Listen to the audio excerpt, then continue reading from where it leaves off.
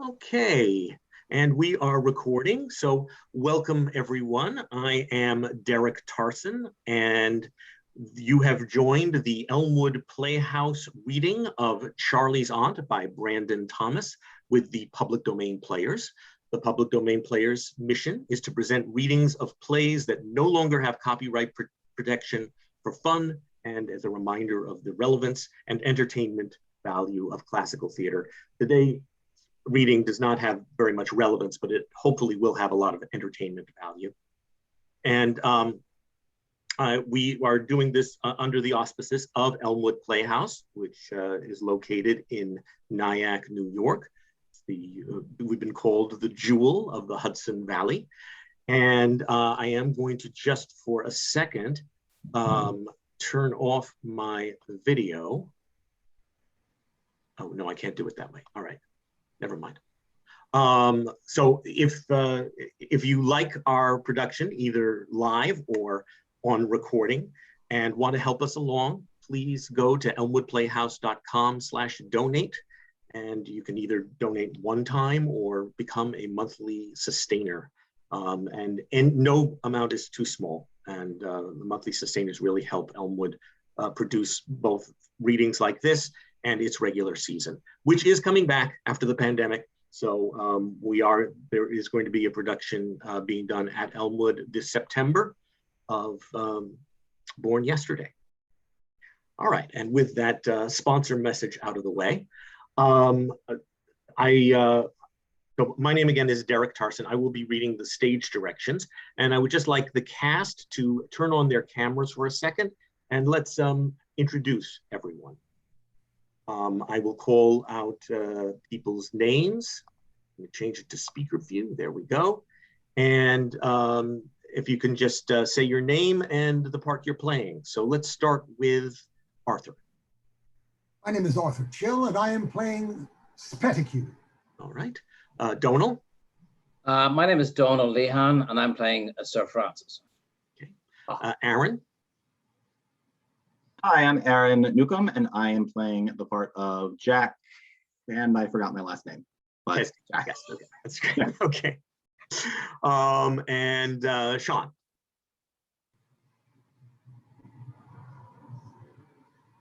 There we go. I'm muted. Hello. Hi, I'm Sean Coffey, and I'm going to be playing the role of Charley Wickham or Wykham. Wykham. Okay, wonderful. Good, we're doing this. Okay, there we go. Jason. My name is Jason Summers. I will be playing Lord FANCOURT BABBERLEY. Okay. Ralph. I'm Ralph Bowers, and I will be playing the part of BRASSETT. Okay. And Sharon. I'm Sharon Shahar, and I will be playing DONNA-LUCIA Dalvadores and Kitty at the very beginning. Yes, thank you. And Amy. My name's Amy Fry, and I'm also playing the part of Amy SPETTIGUE. And Joyce. I'm Joyce, and I'm playing the part of Ella. Okay. And I would like to thank Joyce, who came in at the very last moment. I called her at about 4 o'clock this afternoon, and she graciously agreed to do this role. Thank you very much. And all right, so with that, I am going to turn off my camera and we will start. Charley's Aunt, a play in 3 acts by Brandon Thomas. The setting is Oxford, 1892. Act 1, the scene is the interior of Jack Chesney's rooms, St. Old's College, Oxford, in the morning. Jack is discovered seated at a writing table, unlit pipe in his mouth, struggling wildly to write a letter. He looks at the letter and tears it up. Oh, I can't get into the vein. I don't know what to say, don't know how to begin. I wish to goodness I'd spoken to her at the dance the other evening, when she told me they were all going away for the summer. Instead, I've gone and left everything to the very last minute, and now I'm regularly nonplussed. By George, I know what I'll do. I'll make an exercise of it. I'll write it out a dozen different ways and send the one I think looks the best. So, come on, Jack, here we are, in love with the dearest girl on earth. Tackle her like a man and tell her so. Or they'll be off north. You'll be gone down and have lost your chance forever. It's my fate, and I'm hanged if I shan't be hers. So here goes. My darling. Ugh. Rather strong, perhaps, to begin with. My dear Miss Verdun. No, too formal, and not a bit what I really feel. My dear, hang it, why not? My dear Kitty, that's grand. Brassett enters quietly. Now I can go ahead like a house on fire. My dear Kitty, I love Beg your pardon, sir, but would you mind if I were just to... Yes, very much. Go away, I'm busy. Yes, sir, but... I'm busy with the most important affair. Get out. Brassett yes, raises a book or two off of the table and hesitates. Just as I'd made such a good start to. My dear Kitty. Brassett calmly drops the books back onto the table. What are you doing, Brassett? Confound it all, what do you want? I'm really wish to say, sir, that I've laid out a few things which I thought All you right, thank you. Get out and leave me alone. which I thought you wouldn't care to... Take 'em, keep 'em. Take every blessed rag I've got. Only go away. My dear Kitty. Beg pardon, sir? Confound it, I wasn't addressing you. Go away. Brassett exits. Enter Charley with letter. My dear Kitty. I say. If you don't clear out, Brassett, I'll... Oh, it's you, Charley. What is it, old chap? Oh, nothing, Jack. I don't want to interrupt you if you're busy.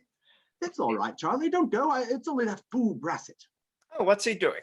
Only bagging all my clothes because I'm going down and worrying me like old Harry while I'm trying to write a most important letter. Don't mind me today. I'm nervous and naggy and nonplussed. Oh, and so am I, Jack. Why? Oh, I've been trying to write a letter too. A letter to whom? To Miss Spettigue. How far have you got? Oh, I began awfully well, but I didn't want to be too distant, and I didn't like to be too, Familiar. Well?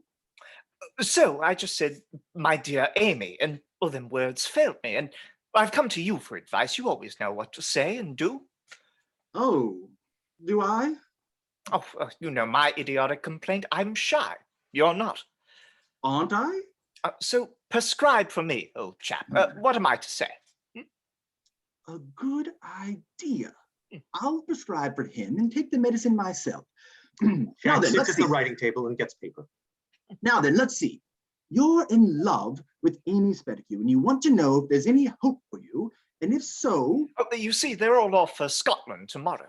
Yes, I know, and you want to see her at once. When and where? Bearer waits. Do I diagnose the case accurately? Oh, to a T, old chap. Very well, then. You want to say something to this effect. My dear Kitty. No, not Kitty. Amy. Oh, of course. What am I thinking of? Jack tears up the paper and takes fresh sheet. My dearest Amy, forgive me, darling, for thus addressing you, but I love you so deeply. Underlined. It's rather strong, Jack. Shut up. So earnestly. Underlined. Oh, I say. That I must write and tell you so. All I ask is... What's that? Oh, I'm sorry, but no, but there's one obstacle to my putting it quite as straight as that, much as I'd like to. Oh, what's that? Well, I have an aunt. My dear Charley, most of us have. What about her? Well, I feel I ought to tell her first. Oh, if you're going to drag an aunt into the business, we may as well wait till they all come back from Scotland. Oh, why? You know what auntie is when she steps in? Oh, no, I don't. That's just it. I don't know her. I've never even seen her. Well, you won't be too hard on that aunt. She hasn't interfered much in your affairs up to now. Except to find out that I was an orphan and had me sent to Eton and to Oxford. And now my guardian writes to me that she's coming here this morning by an early train and will take luncheon with me at 1 o'clock. And you've never seen her? No. She went out to Brazil before I was born and became sort of a secretary to a very rich old Brazilian chap out there called Don Pedro de Alvarez. And now, by the merest accident in the world, well, I've seen this. Madam, or rather, DONNA-LUCIA del Alvarez, the Brazilian millionaire who has taken Lord Toppleby's magnificent mansion in Belgravia, is an Englishwoman of genial disposition and a financial genius. Indeed, it was her capacity in this direction that earned the gratitude of her late husband and led to a romantic deathbed marriage. Well, I don't see much in that. Go on, Jack. Read the next. Her only relation is a nephew at Oxford. Lucky nephew. Oh, that's me. By George, Charlie, this is a startler. And she may be here any minute. Well, I met all the trains up to now. I wish she'd have come some other day. Well, she'll arrive by the next, just in time for lunch. Oh, yes. It's a bore. I wanted to write that letter to Amy. I don't know so much about that. No, but it's an awfully difficult letter to write. Fearfully complicated. Why? Oh, well, you'll say I've no people or anything. No people with an art like that? But I've no reason to expect anything from her, more than she's already done for me, which of course I'm very grateful and all that, but I want to see Amy and put it to her that if... Charlie, I've got a blinking good idea. Oh, Jack, you are a good chap. Write it down and I'll copy it out. No, not for you, for me, for us both. You're gone on Amy, I'm in love with Kitty. Really, Jack?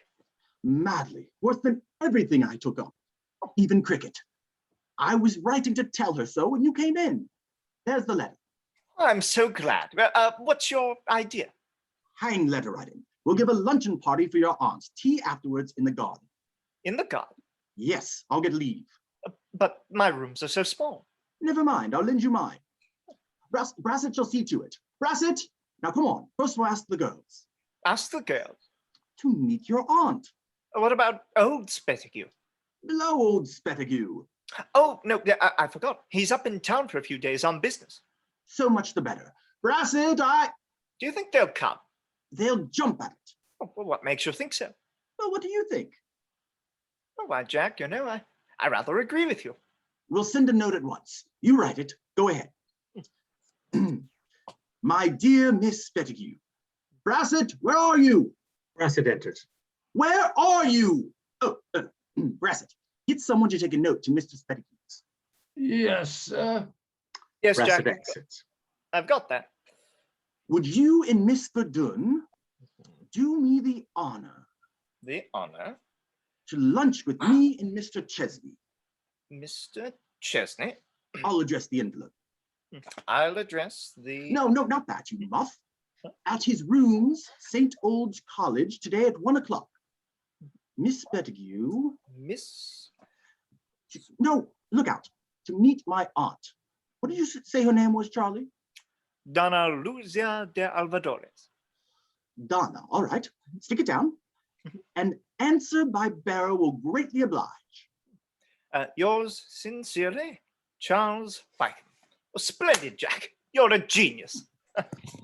It's a glorious opportunity. They're off to Scotland. And we're off down?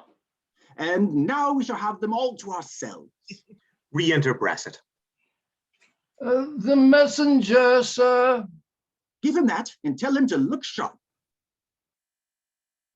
Yes, sir. Brassett goes. At the door, he gives a quick glance at address on the envelope, smiles, and exits. This sort of thing is not to be settled by correspondence. Oh, no, and we shall have them all to ourselves. Yes, and we couldn't have asked them if it hadn't been for your aunt. I'm beginning to love that dear old lady already. Brassett! Re-enter Brassett. Yes, sir. Lunch for 5. For how many, sir? For 5. For 5, sir. What are you laughing at? Well, sir, I'm afraid our credit in the kitchen is somewhat exhausted. Oh, is it? How are you off for tick, Charlie? Oh, well, Jack, I'm afraid my guardian's rather, Oh, is he? Never mind, Brassett. Get it outside. Go to Bunter's. Well, sir, I'm afraid we can't, sir. We owe Bunters. Oh, do we? He turns to Charley and sees his watch chain. Charley, you don't mind? He takes the watch and chain off of Charley. It'll be all right when my check comes. Here you are, Brassett. Do the best you can with that. Brassett takes them and looks at the watch critically. This is no good, sir. I couldn't get anything for this, sir. He hands it back to However, Jack. sir, I have no doubt it would be all right at Bunter's if I say it's for me. Oh, all right, Brassett. Lunch for 5 at 1 o'clock. Rather short notice, sir. All right, long pay. Go where you like. Do what you like. Only lunch for 5 at 1. Jack puts the watch and chain in his own waistcoat pocket. That's all right, Charley, isn't it? I say, Jack, that's my watch. Oh, I beg your pardon, old chap. My mistake. Oh, what wine, sir? Champagne. Very little left, sir. Half a dozen bottles. No, sir, I think not. Only 4. Oh, well, that's quite enough. 6, I'll swear. Well, pardon me, sir. Only 4 champagne, and I think, yes, 1 of the claret. Oh, hang that claret. It's been open a month. All right. He sneaked those other 2 bottles. He's a corker. Oh, my fellow's just the same. They all are. Brassett exits. Now, while you and your dear old aunt are looking at the chapel in the cloisters, Kitty and I can have our little talk. Oh, yes, Jack, that's all terribly well, but what about Amy and me and our little talk? She'll be in our way horribly. Oh, I never thought of that. She's all very well as an excuse to get the girls to come here, but by herself, she'll be an awful bore. Ugh, she'll be worse than that. She'll be a brute of a nuisance. Well, what shall we do? Well, Napoleon went over the Alps on horseback, and I've been under them by train, so there must be a way out of this. But how? Couldn't we ask someone to meet her? Yes, someone we can depend upon. Re-enter Brassett. But whom? What about Brassett? He's a pompous sort of chap and as artful as a corkscrew. Can't we turn him into a Don or something for the day? Yes, that's a good idea, Jack, but... No, won't do. We shall want him to wait at table. Oh, of course, yes, so we shall. There's Freddie Peel. Oh, he's such a cynical chap. Brassett exits. Besides, he'd neglect your aunt. Oh, yes, and he'd want to make love to our girls. By George, I've got it. Babs. Fanny Babs. We'll ask him.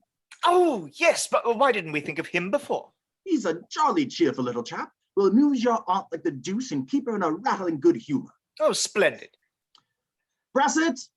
Brassett re-enters. Yes, sir. Go to Lord FANCOURT BABBERLEY's rooms, give him my compliments, and ask him to come here at once. Right. Yes, sir. Say it's very important. Yes, sir. And very immediate.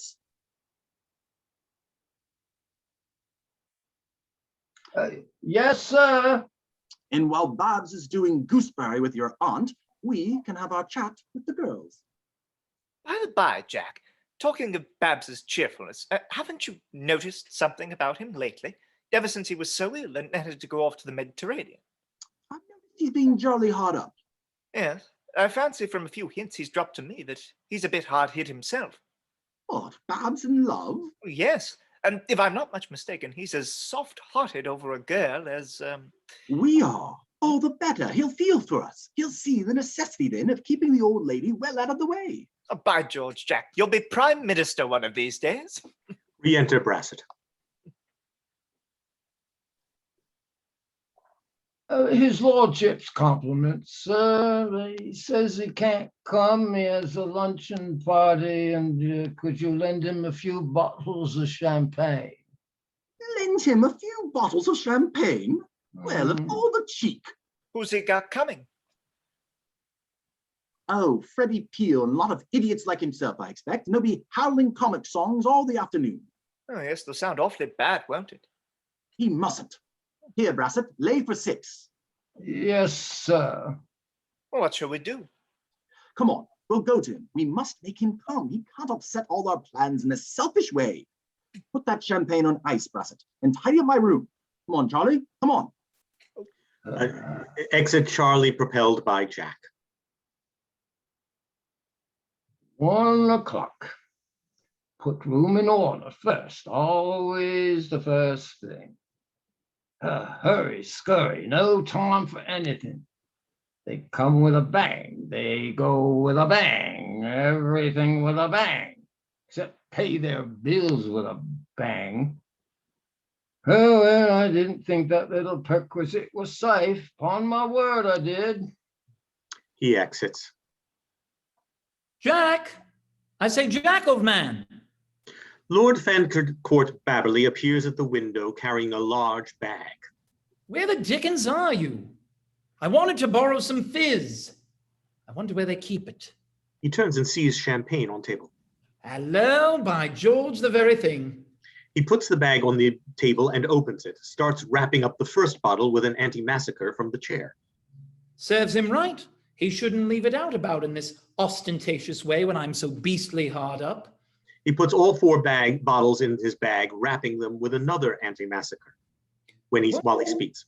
Won't they be jolly waxy? That's a bottle apiece, and they must make out with whiskey and soda. He starts to go. Enter Jack and Charley. They meet Lord FANCOURT at the door and bring him back. Hello, Babs. He takes the bag from Lord FANCOURT and puts it on the table. We've just been to your rooms to find you. We've been talking about you. No, really. I say, how do you think I'm looking? Splendid, old chap. Yes, well, I thought you'd be pleased with me. Well, he takes the bag and bolts towards the door. Charley stops him at the door. They bring him back as before. Jack takes the bag from Lord FANCOURT and puts it on the table. Don't go, Babs. You wanted to see us, didn't you? Oh, yes, I wanted to borrow some fizz, but... Sorry, I can't. I could have spared you a couple bottles, but that fool Brassett. Oh, no, my fellow's just the same. There's no reasoning with them, is there? Well, ta-ta. He makes a feint to bolt. Jack and Charley miss him and land on the table over the bag. I looked you up last night, Babs, but you were out. Yes, you know Freddie Peel, don't you? He's an awful idiot. Hasn't a particle of brains, has he? But I'm all right. He gave a card party last night, and I won £100 from him. You should have seen his face. It makes me laugh now. Why, Freddie Peel hasn't 6pence. No, really? Did he pay you? No, but he's going to, when his grandmother dies. Why, the old lady's been dead years. No, really? Well, that's beastly. You know, I'm stumped, and he's had an awful lot out of me. But he's an awful idiot. Hasn't a particle of brains, has he? But I'm all right. He picks up the bag. Ta-ta, I'm off. He attempts to bolt towards the window. Jack intercepts him and brings him back to the table as before. Jack puts the bag on the table. I say, Babs, we want you to stay and have lunch with us today. I say, you chaps, don't play the giddy goat. I've got to meet my tutor. Oh, Babs, you mustn't work like this. You're looking quite pulled down. Am I really? Oh, I was only telling Jack so just now. Do you think I shall die? Not you. You don't want to worry over all this study. You'll be a great man of one sort or the other one of these days without all that. Well, that's what I think, you know. But I ought to do something. We've had a wonderful lot of Johnnies in our family. Great Johnnies in the army and the navy and things. I'll bet they never killed themselves with study. No, but I must do something. Of course, Babs. You must stay to lunch. Charley's aunt is going to pay him a visit. No, really? Oh, what fun. I know Charley visits his uncle sometimes when he's hard up. He pulls Charley's watch out by the chain. So it's only right his aunt should return the visit. They all laugh. Pushing Lord FANCOURT to and fro, Charley regains his watch. Now that's just the sort of thing we want. A jolly smart chap like you with a fund of humor and a lot of brilliant conversation. Oh, yes, Babs, that's it. You interested in amuse a charming lady? Oh, yes. Who is she? Why, Charley's aunt. What's she like? Well, you see, Babs, we don't quite know. I'm to see her today for the first time. I say, Charley, she may turn out to be an awful old crock. She's a widow and a millionaire. That's enough, isn't it? Rather. Put me down for a chance, Charley. I'll take a chance. We didn't care to ask Freddie Peel, did we, Charley? Oh, no. No. No, he's an awful idiot. I say, what's her name?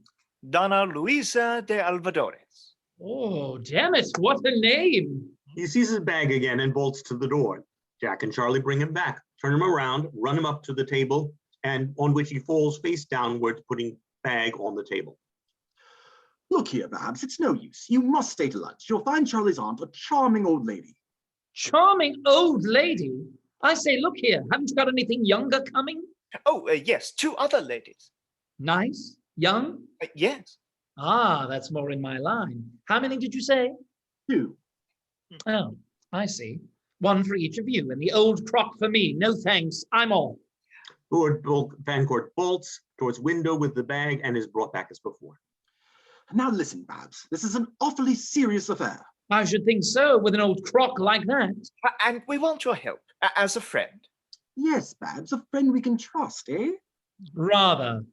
We'll take you into our confidence. No humbug, straight as a die. We're in love.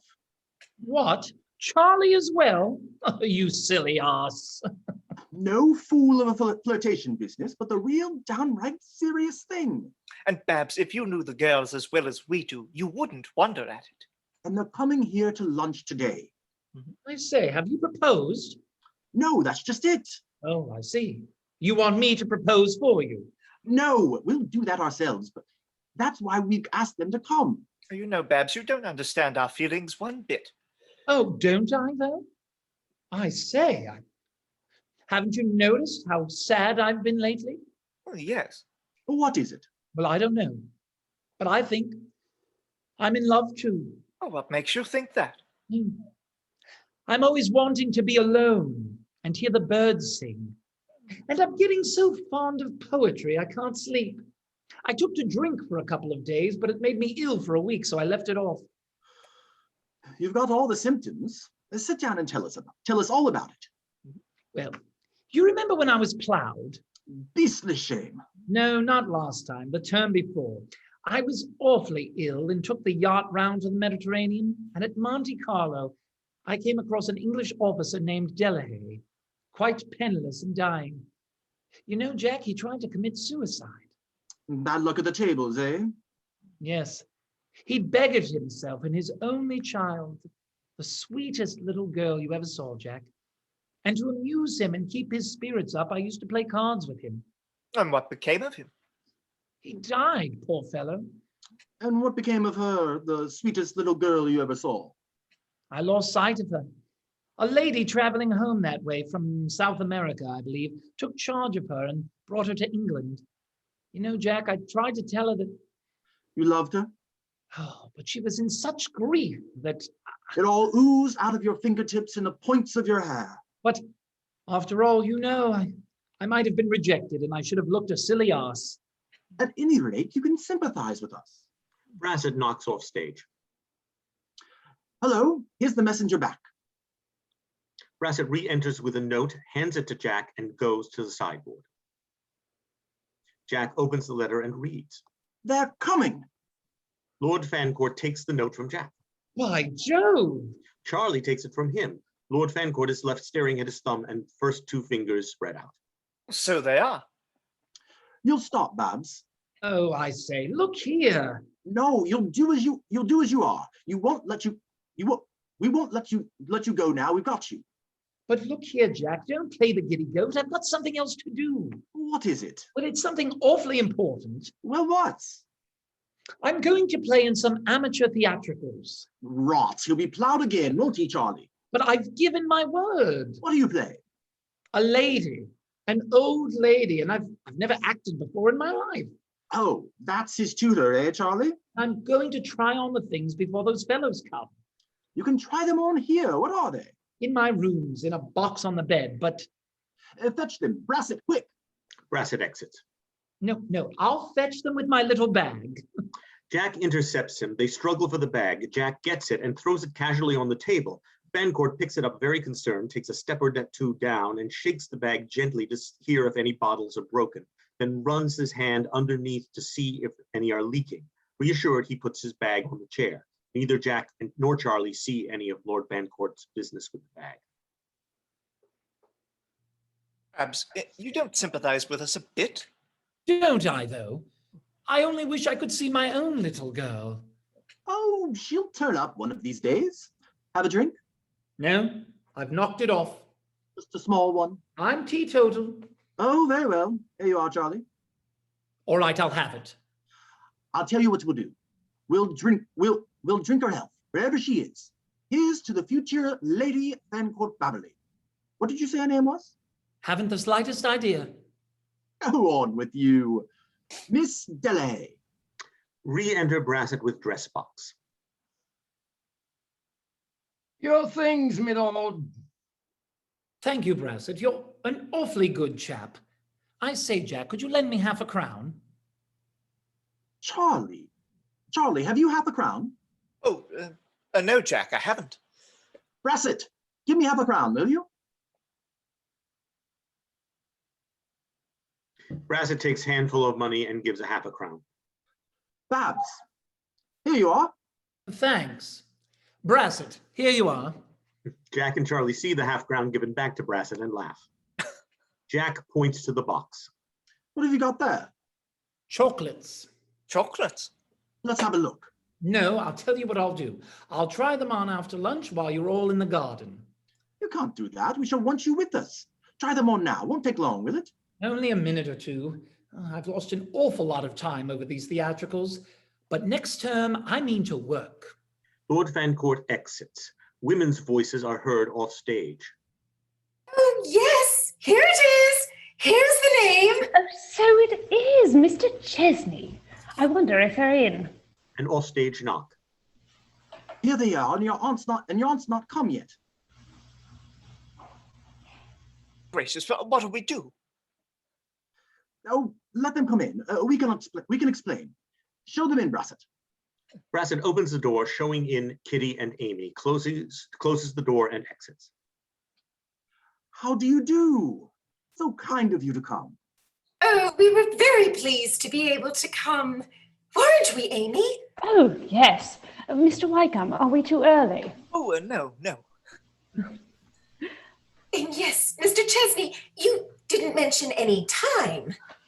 Oh, not at all. We're delighted. She'll be here soon. Enter Lord FANCOURT in his shirt sleeves. He sees the girls and bolts back. And this is where you think and study and do all your work and everything? Oh, yes. We do a lot of that sort of thing here. You've jolly quarters here. I'm so glad you were able to come here today. You're off to Scotland tomorrow, and we shall miss you so much. Oh, yes. Uncle always takes us to some dreadfully remote place at this time of year where we never see a soul, and it is so dreary. Why does he? I don't know. It's a shame. Why? Are you sorry we're going? Sorry? Why, it's put me and Jack into a perfect fever. That's why we were so anxious to see you here today. Well, it's lucky Uncle is away in town, or I don't think we could have come. Oh, why? I don't know, but he raises such odd objections, and then, you know, he's so peculiar about Kitty. Oh, why? She's an heiress, you know, and he's her guardian. Miss Verdun, have you forgotten that dance the other night? I never shall. No. No, those stolen moments in the garden by ourselves were the very happiest of all my life. Out there in the moonlight, moonlight is the true atmosphere for sentiment. I wonder how many people have said that. Kitty, I know when you like, you can be an awful plague, but today you are quite cynical. I know I am. I'm thinking of that man. Of what man? Of my guardian, Mr. SPETTIGUE, who hurries away from us, all from our best friends, directly we get to know anyone really well, for fear that we'll... For fear of what? Oh, I don't know. Why does he? Because he's a selfish, wicked old man. Are you really so sorry to go away? No, I am angry. I don't speak about it anymore, or as Amy says, I shall cry.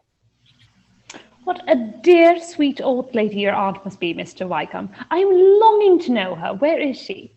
Oh, Jack, where's my aunt? Jack whispers something in his ear and turns away. What? Jack shrugs his shoulders hopelessly. Kitty and Amy see nothing of this last scene. Oh, why, she's hardly arrived yet. No. Oh, Kitty, Mr. Wykeham's aunt has hardly arrived yet. Hasn't come? Then we'll run and do some shopping and come back. Won't be long. Goodbye. Goodbye. Kitty crosses with Amy to the door. Goodbye. Goodbye. Goodbye. Goodbye. Bye. They exit. Slight pause. Jack and Charley look at each other blankly. See that? Off like a shot when they found your aunt wasn't here. It makes an awful difference, doesn't it? Now look here. You cut off to the station and bundled the old girl here in a fly. The old girl, what do you mean? Well, your aunt. And I'll see you after the lunch and keep an eye on Babs. Ah, all right. I say, Jack, I feel happier since I've seen them, don't you? Yes, be off. Exit Charley. Enter Lord Fancourt in shirt sleeves and waistcoat. I say, old chap, have you got any hairpins? Hairpins? Great Scott, no. Well, may I send your man for some? Yes, certainly. I say, have you got 6 pence? No, afraid not. Why, you haven't got anything. I say, Brassett, I gave you ½ a crown just now. Do you mind making it 2 shillings and getting me 6 penny worth of hairpins? Certainly, my lord. You can keep the change. Exit Brassett. I say, Jack, were those the girls? Yes, but what the deuce made you jump out like that? They might have seen you. Didn't know they were here. Offstage knock at outer door. Look out, there's somebody else. Lord Fancourt bolts and exits the door. By George, there was a lot of hope in what Kitty said. Another minute, I'd have told her that well, but never mind. Everything's going on splendidly. Come in. Enter Sir Francis Chesney. Jack, Dad. my dear boy. Dear old Dad, what brings you here? Where have you come from? From town, my lad, to have a chat with you and to bring you your check. Thanks, Dad, you're a brick. A bit overbaked, my boy, from all the years in India. A bit crisp, Dad, but a humbug pictorially. Am I? How do you make that out? How old are you? What do you say to 50? 50? 1. Who'd believe it? And you, Jack, seem much older than I was at your age. I suppose it's the times. Even the college shows it. New ivy, new paint. Alma maters and old beauty still, Dad. I suppose she is, by aid of the gentle artifices of the toilet. Well, we grow old. And as presentably as possible. Why, dear old Dad, even you at 50. 1. 50 years ago would have been a stout, white-haired or bald, top-booted, domineering old boy. Instead, here you are, smart, bang, up-to-date sort of chap. One can talk to you like a chum. Now, how have you done it? Don't know. Do you drink? All I want. Eat well? Never noticed. There you are. Consequently, health good, temper perfect. We're going to be great pals, Dad. Here you are. Here's your check to get on with. Thanks, Dad. I haven't seen half enough of you. I see your hospitality. I hope, Dad. Never mind. Same when I was a lad. I've been done over that wine monstrously. Were you? Never mind. So was I. Done over everything monstrously at college. But settle up. Settle up. I'm very satisfied with you. It's something to go down from college with a record like yours. I say, my boy, where the deuce did you get those cigars? Those, Dad? Oh, that accounts for all the bills. And now, my lad, we must begin to think. Think? Now that I've come into the family title, as you know, I have also, which you don't know, come into the family debts and difficulties. Debts? Which are far more than I expected. with the result that all the money I've been saving for you in India goes to pay them. And in short, Jack, you and I, for the next few years, will be, comparatively speaking, poor men. Poor men? This settles me with old SPETTIGUE. However, I'm in hopes of a small appointment for you in Bengal. Re-enter Brassett. Bengal? What a horrible place. What is it, Brassett? His lordship's hairpins, sir. Confound his hairpins. Brassett exits. By George. But that'll be an odd one. I must get rid of Babs somehow if the dad stays. Stays? Why not? Dad, I have an idea. Couldn't this matter be settled by a wealthy marriage? No, that's not the sort of thing. That's the sort of thing I'd rather deprecate. I think, Jack, Listen, my chum, that is Charley Wykeham's aunt, DONNA-LUCIA de Alvarez, is coming here to lunch today. She's a widow. A widow? And a millionaire. A millionaire? And a charming woman. Oh, no, Jack, I don't think I'd advise you to do a thing of that sort merely for the sake of money. No, not me, Dad, you. Me? Oh, you wrong rascal. He attempts to punch Jack. Jack dodges. You know. No, I shall never marry again. Dad, think it over. Where are your things? At the hotel. Don't be rash. Go and change. Make yourself look as nice as possible. Come back to lunch at 1 o'clock, and Dad, the flower in your buttonhole. Enter Charley hurriedly with telegram. He almost runs into Sir Francis. Oh, Dad, Charley Wykeham. Charley, my father. Glad to know you, my boy. Glad to know you. Her nephew. Nice boy. You'll like him. I thought it was the fire brigade. Now, don't forget, put a flower in your buttonhole. Takes years off a man. A flower in his buttonhole. No, Jack. You come and lunch with me at the Met. No, don't be rash, Dad. See her first. See her first. All right, Jack. I'll have a look at her. Sir Francis exits. Well, what is it? Charley gives him the telegram. Read that. Important business. Don't expect me for a few days. Lucia de Alvarez. She's not coming. But she must. Go, wire, telegraph. No use. There's no time.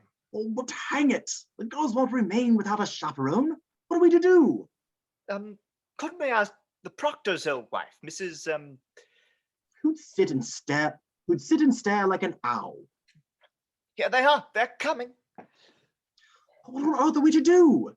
Lord Fancourt calls from off stage. I say, Jack, come and look at me. What the deuce is it? Jack opens the door, looks off, and starts back a step in amazement. By George! Splendid! Charley, come here quickly. Do you know what a pious fraud is? Pious fraud? First cousin to a miracle. Look! What is it? Babs. Your aunt. Babs? But my aunt? It's the only one you've got, so you have to make the best of her. I say, look here. Enter Lord Fancourt, dressed as an old lady in black satin, fichu, wig, cap, etc. How's this? Splendid. Loud knock. Who's that? The girls. The girls? Charley's aunt. Charley's aunt can't come. Can't she? Well, I'll go and take these things off. No, they won't stop if you do. Won't stop? What do you mean? You must be Charley's aunt. Me? No! Charley seizes for Lord Fancourt by the right arm, Jack holding his left arm. Lord Fancourt backs a little and sinks down. Then they slide him across to the chair. Brassett enters. Show them in, Brassett. Brassett opens the door. Enter Kitty and Amy. Oh, you've got back. So glad. Yes. Brassett exits. We've been longer than we intended, but I wanted to get some flowers for Charley's aunt. Has she come? Yes, has she? Oh, I hope she's come. Oh, yes, she's come. DONNA-LUCIA, Miss SPETTIGUE, Miss Verdun. Girls, DONNA-LUCIA de Alvarez, Charley's aunt. Go on, say something. How do you do, my dears? We called upon you before, DONNA-LUCIA, but you hadn't arrived. And we've brought you these. Oh, thank you. I hope your journey from town hasn't tired you. No, it was very jolly. Pleasant, I mean. Lord Fancourt refers to flowers in an aside to Jack. What am I to do with these? Stick them in your dress. Lord Fancourt puts the flowers in his dress, tries to see over them, can't, so he parts them and peers between. Brassett enters. Lord Fancourt winks at him. Brassett nearly explodes and turns to the sideboard hurriedly. You look worried, Mr. WYKEHAM. Are you ill? Oh, no, I'm anxious. He's a little affected at meeting his aunt today for the first time. Why the dickens don't you say something? What dickens am I to say? Talk about the weather. Charming weather. Oh, yes, delightful. Oh, yes, it is charming. Well, college gents will do anything. Brassett exits. You know you're placing me in a terribly false position. May I arrange these for you, DONNA-LUCIA? Lord Fancourt takes the flowers out of the dress and hands her them. After all, you know, we have some nice weather sometimes in poor old England. What on earth does she mean by that? Why, you're a foreigner. A foreigner?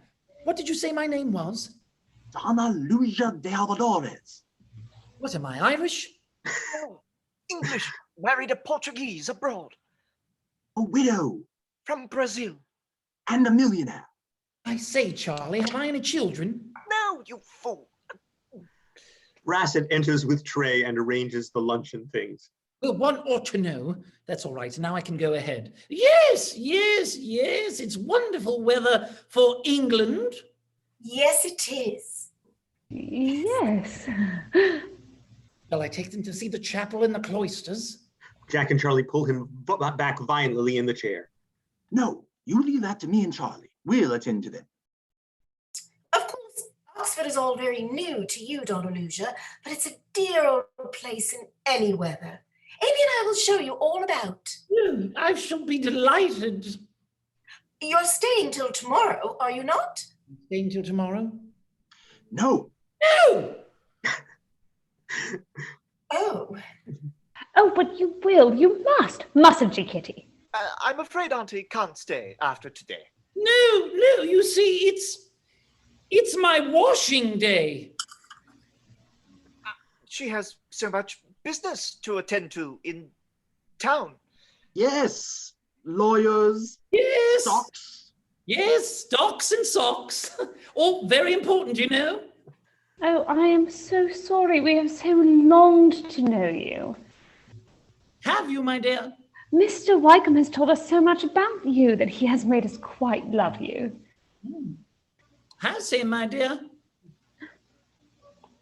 Yes, and he's so grateful. He says he owes everything to you and can never repay you. And oh, he is such a good, frank, upright man. It was just so noble of you. Of course, my dear. It was only my duty to see after the welfare of my poor brothers. Sisters, you fool! Sisters, you fool! Sisters! And brother-in-law's orphan girl. Boy, boy. Boy, boy! I'll say twins in a minute.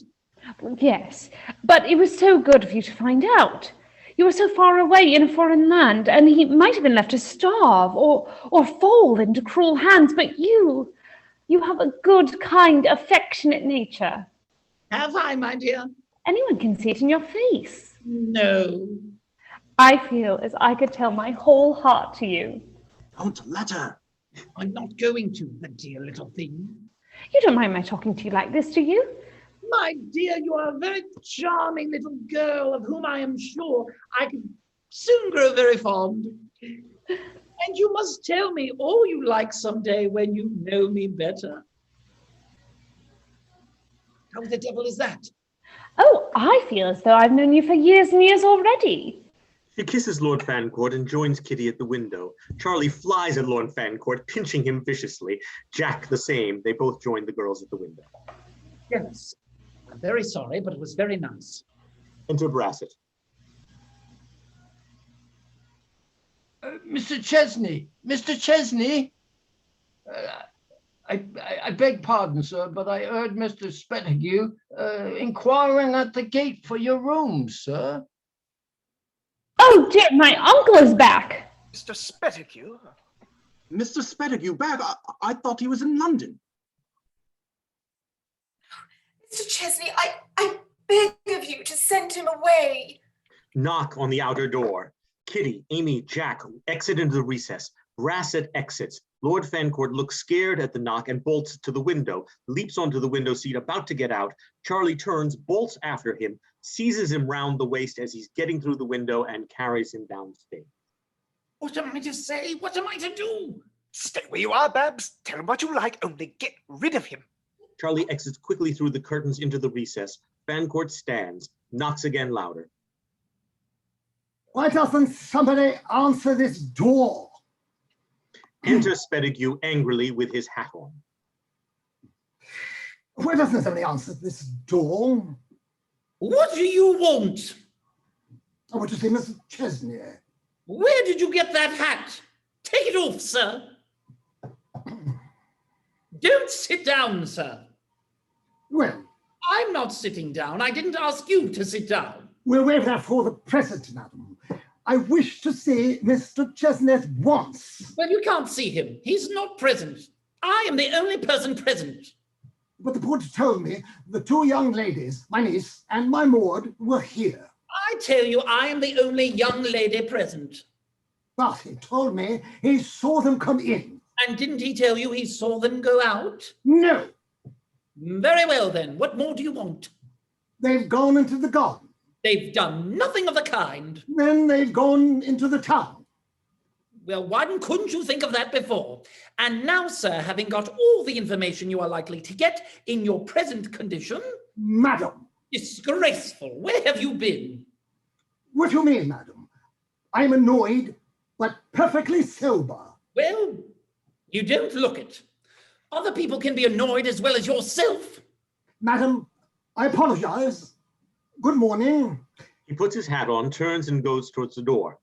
As he turns to go, Lord Fancourt half rises, throws the book, knocks Spettigue's hat off, and then sits again in the chair left of table and assuming an unconscious air. Spettigue retrieves the hat, pointing to it. Did you see anything strike that hat? I beg your pardon? Did you see anything strike that hat? He wants me to do it again. He strikes the hat with the fan. Spettigue puts on the hat and exits angrily. Lord Fancourt goes up towards the recess, calling to the girls. Oh, my dears! Re-enter Kitty and Amy, followed by Jack and Charley.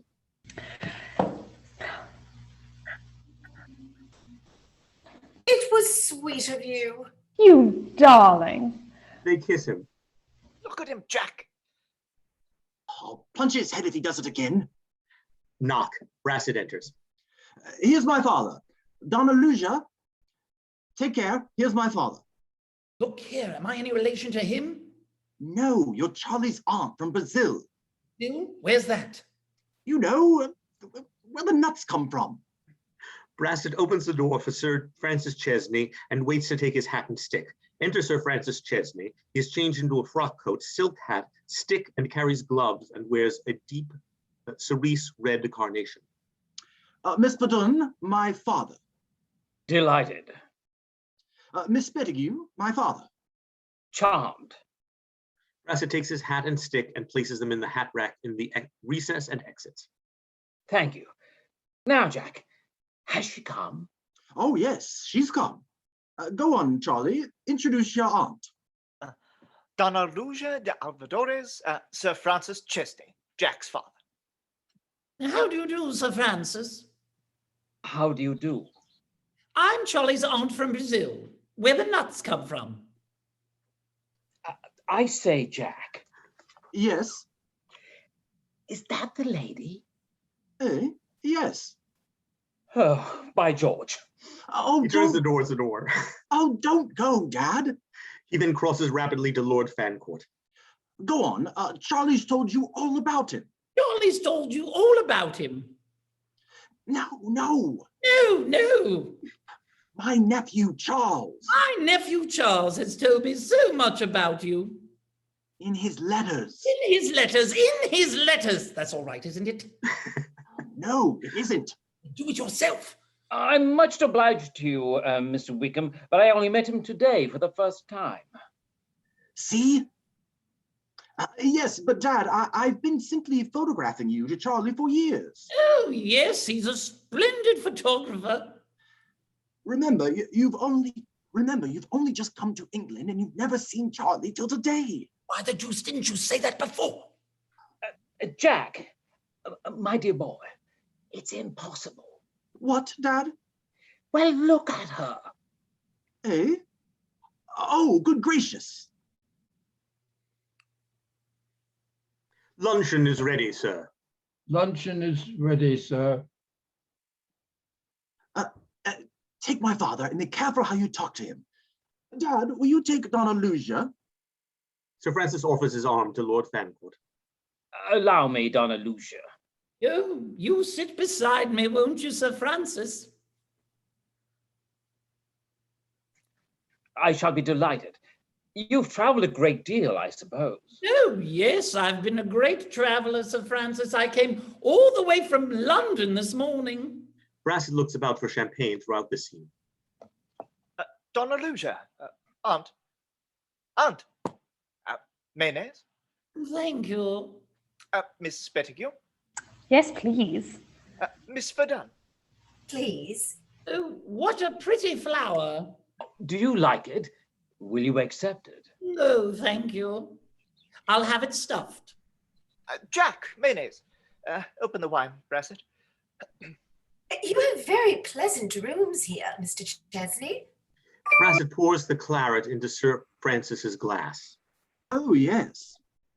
Oh, yes, they are awfully nice rooms, Mr. Chesney, I'm sure. Don't you think so, Sir Francis? Pleasanter today than usual. I fancy, DONNA-LUCIA, may I have the pleasure? He sips the wine. Jack, where did you get this stuff? May I have a little water, please? Open the champagne, Brassett. I can't find it, sir. Lord Fancourt starts laughing to himself. Can't find it? Do you know where it is, Charley? No. What's become of it? I thought it was on ice. What is it? What is it you want? The champagne, DONNA-LUCIA. What? Haven't you got any? Well, I thought you'd forget something, so I brought some with me in my own bag. In my bag, Brassett. Brassett takes the bag off the chair and goes to the sideboard and takes out the champagne. Enters Spettigue in a rage. So, I was right after all, and that old fool of a woman told me they were not here. Mr. Spettigue. No, don't address me, sir. And this is the way you take advantage of my absence. Mr. Spettigue. Don't address me, sir. I have no wish to hold my converse with you. But won't you allow us to explain? My business is with this young sir, and not with you. But you won't listen to either of them. Oh, go away, madam, and don't interfere. Where did you get that hat? Take it off, sir. You forget yourself, sir. Perhaps you will remember, sir, that ladies are present. I disapprove of their presence and request them to return with me. We can discuss this matter on a more fitting occasion. Certainly, a most excellent suggestion. Let him call again. Oh, you're a very foolish old woman, and I must beg of you not to interfere. Betty and Amy move forward reluctantly, but Lord Fancourt puts out his arms to bar the way, and they each take his arm instead. Sir, you cannot put such an affront upon Mr. Wykeham's friends. I don't know them. I don't know them. Introduce me, Mr. Wykeham. Mr. Spettigue, Sir Francis Chesney. Mr. Chesney is my son, sir, and this lady is... Pray don't introduce him to me. I've been sufficiently insulted by this old-bound gentleman already. I consult my own feelings when I say that I am deeply annoyed to find on prematurely returning from town my niece and my ward lunching without my permission with these two young gentlemen. To meet Miss Wykeham, Mr. Wykeham's aunt. Indeed, There is no indeed, sir. I repeat, to meet Mr. Wykeham's aunt. In my mind, it's a matter little. In my mind, it matters everything. Therefore, allow me to introduce you. DONNA-LUCIA Dalvadores, Mr. What's his confounded name, Jack? SPETTIGUE. Mr. SPETTIGUE. Celebrated millionaire. Oh, how do you do? How do you do? How do you do? I am Charley's aunt from Brazil, where the nuts come from. I've been indiscreet. Oh, I am sorry. Very, very sorry. Go on. He's apologized. Asked him to lunch. Well, I thought you were very rude, but if you apologize, you know.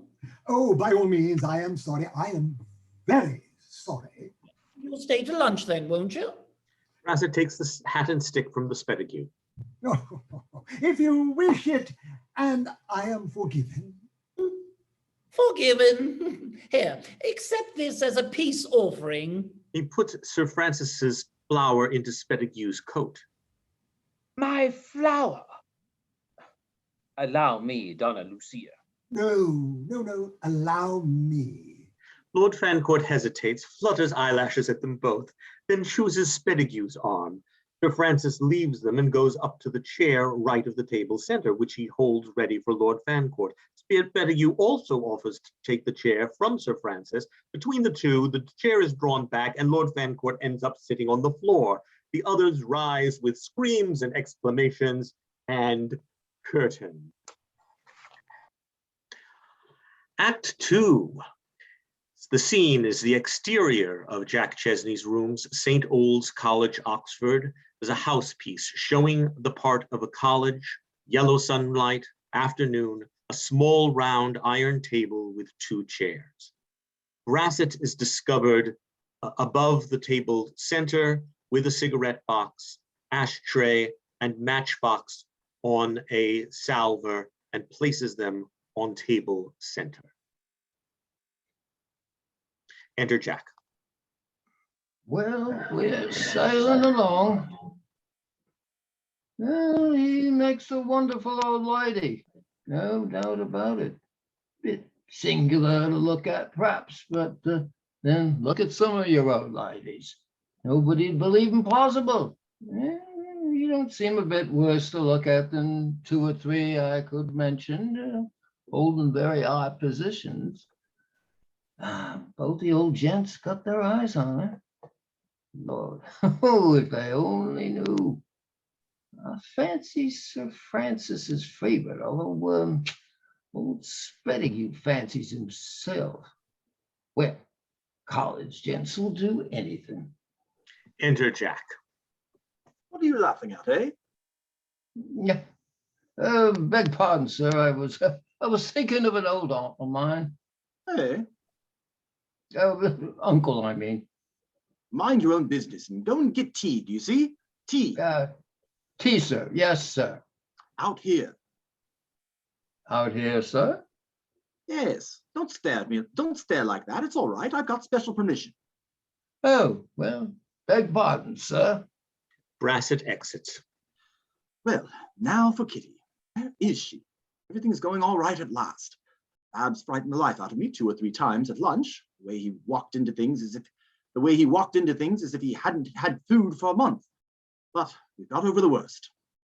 All the same, I haven't been able to have my chat with Kitty. But now they're all nicely settled down. I've given her a hint to meet me here where we can talk quietly. Enter Charley quickly. Here she is. They both raise their hats, meet center, and turn away in disgust. Oh, hang it. I have a most particular appointment here with Kitty, so hook it.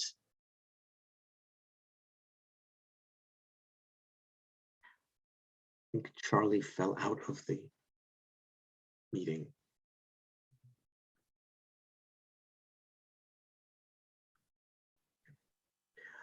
Enter Charlie quickly. Here she is.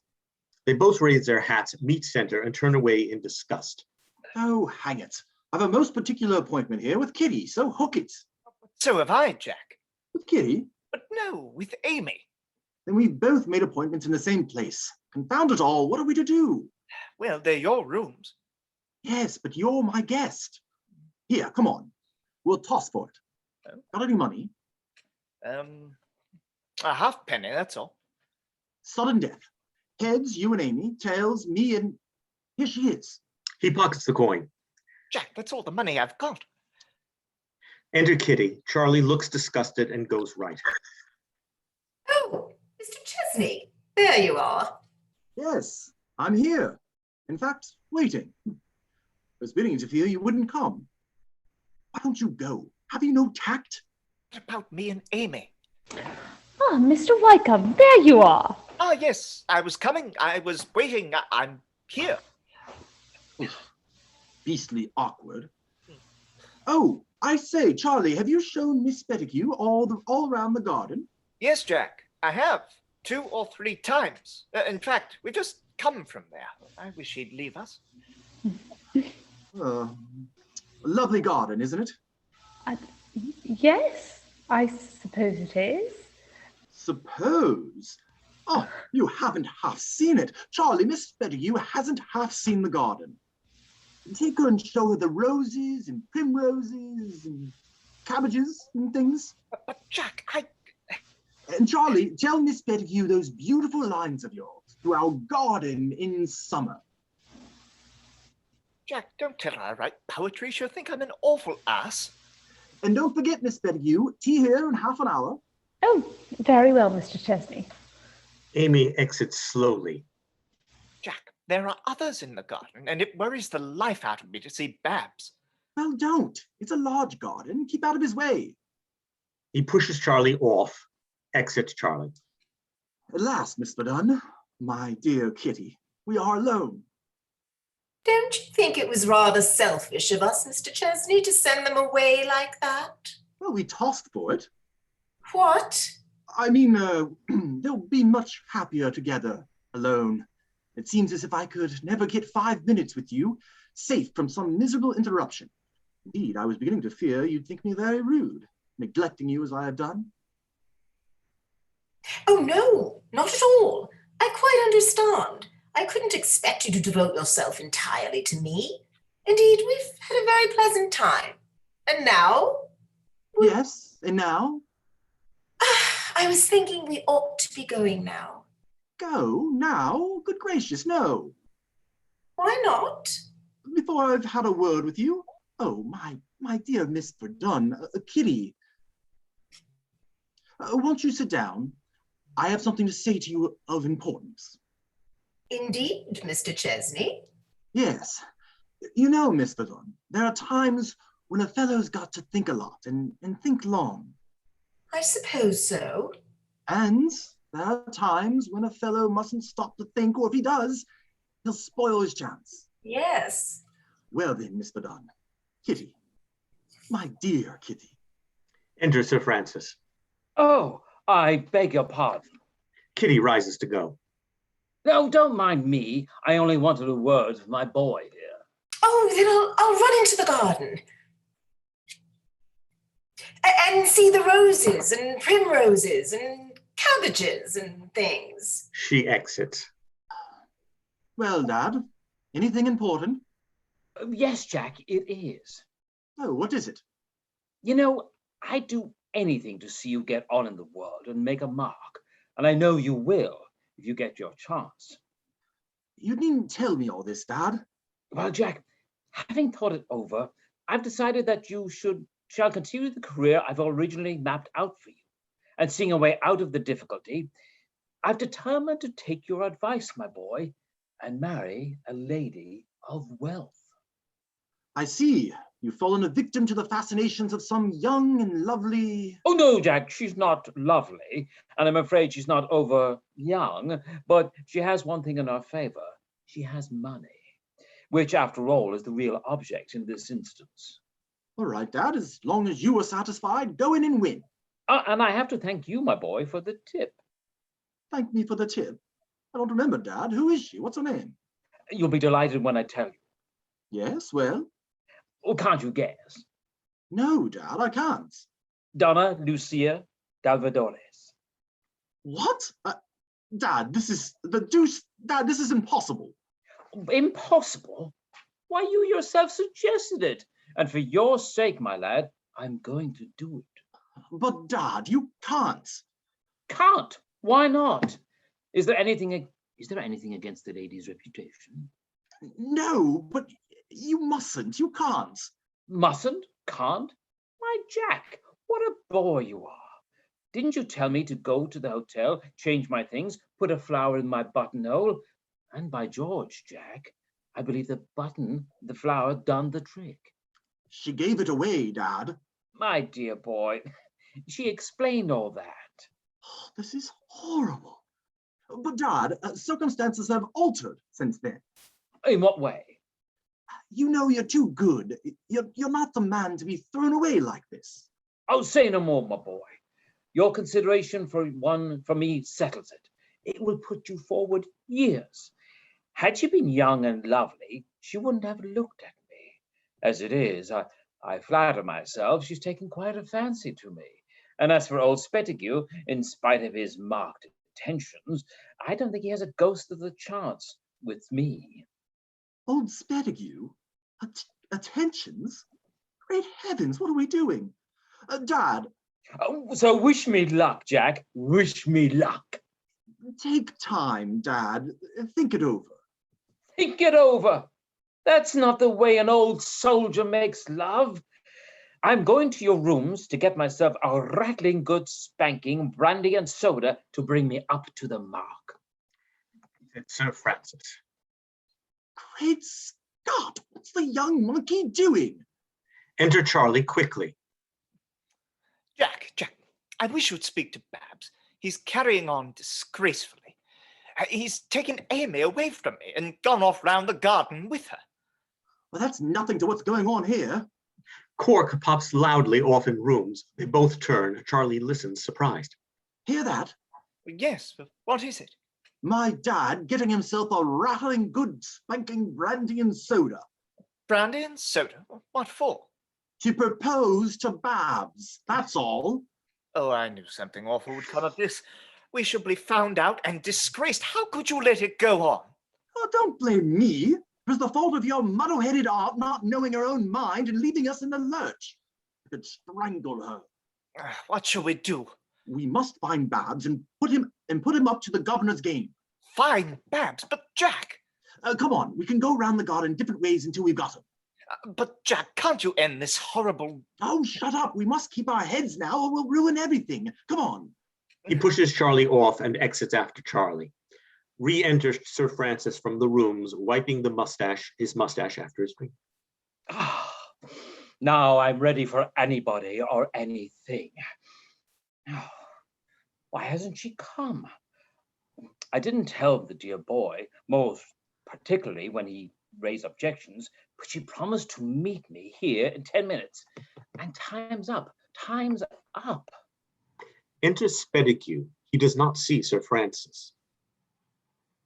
Ah, my dear Donna. Sir Francis and SPETTIGUE raise their hats and turn away abruptly. That old fool SPETTIGUE, and with my flower in his coat. Are you looking for anybody? No.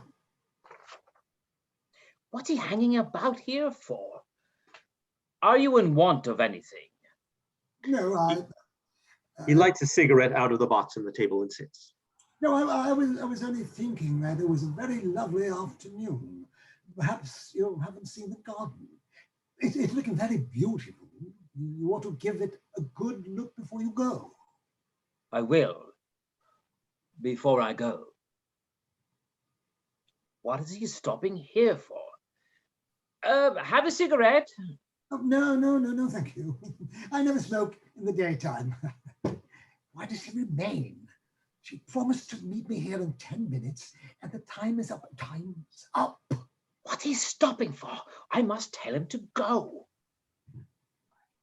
I could think of something to get rid of him. Well, as you're not smoking, Oh, don't mind me. I was only thinking perhaps it would be as well if you rejoined the ladies in the garden. They might think it rude, both of us being away. He holds up his cigarette ostentatiously. Perhaps so. She's in the garden. SPETTIGUE exits. Well, she doesn't appear to be coming. I think I'll go and have myself another drink. Enter Jack. I say, Dad, you haven't seen DONNA-LUCIA, have you? No, I've not, Jack. That's fortunate. I'm waiting here for her. Waiting for her? Here? Yes, I have an appointment with her. I didn't tell you before, Jack, but she's due. In fact, she's overdue. So get out, my boy, get out. They mustn't meet till I've seen him. Now I come to think of it, Dad, I saw her only a moment ago. Oh, where? In the garden. In the garden? Hang it. I've just sent old SPETTIGUE there.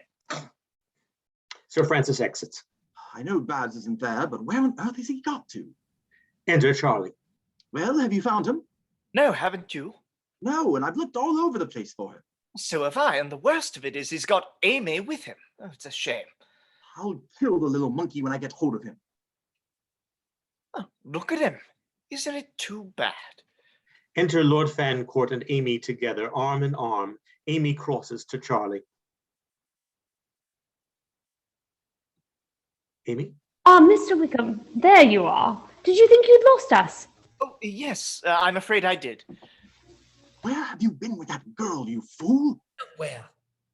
Stop where you are. I've got something to tell you. Oh, have you? He flounces around, kicking out his skirt backwards. Charley, has Miss SPETTIGUE seen the chapel? Take her away while I tell Babs. Take her away while I tell Babs. You must see the chapel. It's an awfully pretty chapel. Exit Amy. Jack, I'll punch his head if he does it again. Lord FANCOURT comes aggressively to Charley. Charley, irritated, strikes down at Lord FANCOURT over Jack's shoulder. Lord FANCOURT tips Charley's hat off jeeringly with his closed fan. Jack hustles Charley off. What the deuce do you mean by this game? What game? You promised to help us. I'm doing my best. Doing your best. Your business was to look after those two old chaps, and here you are. I've no wish to argue. No, I shouldn't argue if I were you. Listen, I want to put you on your guard. On my guard? Oh, thank you. Yes, my dad's going to propose to you. Oh, is he? Well, that's all right. Well, wait a minute. I'm not going to marry him for you or anybody else. I'll see you hanged first. Of course not, you idiot. All you got to do is be calm and refuse him. Calm and refuse him? But a proposal puts anyone in a flutter. You know that. All you've got to do is remember that you're a real old lady. How the dickens am I to remember that I'm a real old lady with my trousers on? He lifts the skirt and petticoat together, showing the trousers to his knees. Never mind your trousers. Look out, here's the dad. Come off. Jack starts to go. Lord FANCOURT follows after Jack and grabs him. Yes, but what am I to say? I've never been proposed to before. No, say he's taking you by surprise, but whatever you do, mind you refuse him. Oh, yes, I'll refuse him. Exit Jack. Lord FANCOURT hides between the arch and the door to the rooms. Sir Francis enters, looking at watch.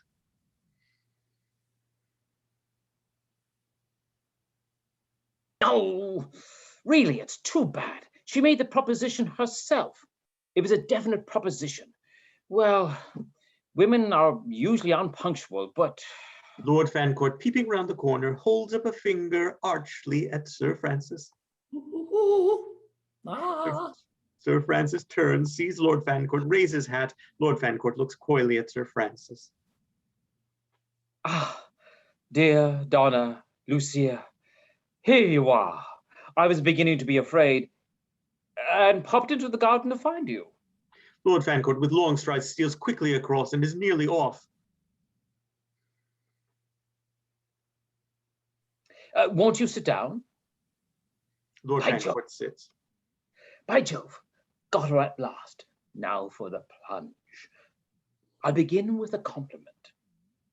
I wonder what a real age is. However, a woman's never too old for a compliment. So here goes. Donna-LUCIA, you'll pardon the rude metaphor of an old campaigner, I'm sure, but to meet you today for the first time, as I have done, is to me like a lonely traveler coming across some bright, young, little floweret by the wayside. Do you mean me? Oh, yes, Donna-LUCIA, yes. By George, that's a good start. What to say to that, I wonder? Oh, yes, I think that's very nice and very kind of you. By George, she looks anything between 50 and 100. Jack appears in the arch at the back and shakes fist at Lord Fancourt, who thumbs his nose at him, unseen by Sir Francis. Sir Francis turns, Lord Fancourt converts its gesture into a stroking his front hair, looking innocently at Sir Francis. Jack retires, unseen by Sir Francis. Well, I've put myself to it, so I must come to the point. What, again? Donna-LUCIA, do you know what a man longs for when he's lonely, desperate, and wretched? A drink.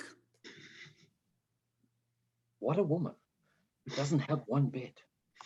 No, Donna-LUCIA, this is what he longs for. He longs to plant in his own heart that bright little floweret. I know, by the wayside. That one. Does he really? Oh, yes, Donna-LUCIA, yes. And I've come all the way from India to find that little floweret. Oh, you must be tired. Take a chair. Thank you. It's a long way, Donna-LUCIA. Oh, quite a long walk. But I've found it. Then why don't you wear it in your buttonhole? Oh, will you let me, or will it be given away to another as you did before? Oh, yes, I remember. I was a naughty girl this morning. Sir Francis places his hand on that of Lord Fancourt's for a second and gives it a pat, then removes it and looks off again. He's getting on. The floweret, I meant, must sit at the head of my table, walk by my side, dwell in my heart forever.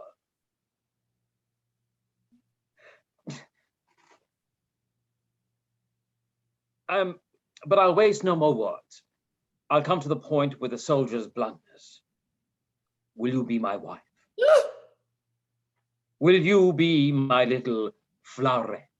Well, you see, you've taken me so much by surprise. Then I may hope. Oh, I'm afraid not. No, don't hope. I wouldn't hope if I were you. I beg pardon, Donna-LUCIA. Do I understand? I must refuse you. The fact is, I am another's. Another's? I say, don't be downhearted. I'll tell you what I'll do if you like. Yes, yes. I will be a sister to you. A sister? Only a sister? Only a sister, nothing more. And no words of mine can alter your decision. Oh, I'm afraid not. You see, I'm in a more peculiar position than I could ever explain. I am a woman with history. Then it is quite useless prolonging our interview. And will you accept my regrets and my apologies for ever broaching the subject? Oh, certainly. Anytime you're passing. Refused. What a relief. I'm sorry, though, for my boy's sake. Sir Francis exits, enter Jack. Well, here's a nice position. Fool? What did you want to make a fool of my dad like that for? I didn't make a fool of the fool, you fool. Did you hear what he called me? Yes, the floweret. Yes, by the wayside. That's a nice thing, isn't it? Why didn't you cut him short and refuse him at once? Couldn't refuse him until he proposed. No lady could. Why, I shall find myself in the divorce court before I know where I am. Look out, here's old SPETTIGUE. I shall land him one, I know I shall. I'm off. He takes up his skirts and runs off quickly. Enters SPETTIGUE. Ah, Mr. Chesney, Have you seen? He sees Lord Fancourt off through the archway. He absently pushes Jack, who sits suddenly on the table. SPETTIGUE exits hurriedly. What the deuce did he bolt like that for? Anyhow, they don't wreck my future business. They don't wreck my future happiness. I must find Kitty. Why couldn't Charley's aunt behave like a lady and turn up as she promised, instead of giving us all this trouble? I hate the sight of her before I've ever even seen her. He exits. A pause. A woman's voice from off stage. First door to the left. Thank you very much. Enter DONNA-LUCIA, who's with open sunshade framing her head, and Ella. The first door to the left, the man said. Ella? Oh, yes, here it is. Mr. John Chesney. Shall I knock? Yes, do, my dear. Ella knocks. Chesney. The name sounds familiar.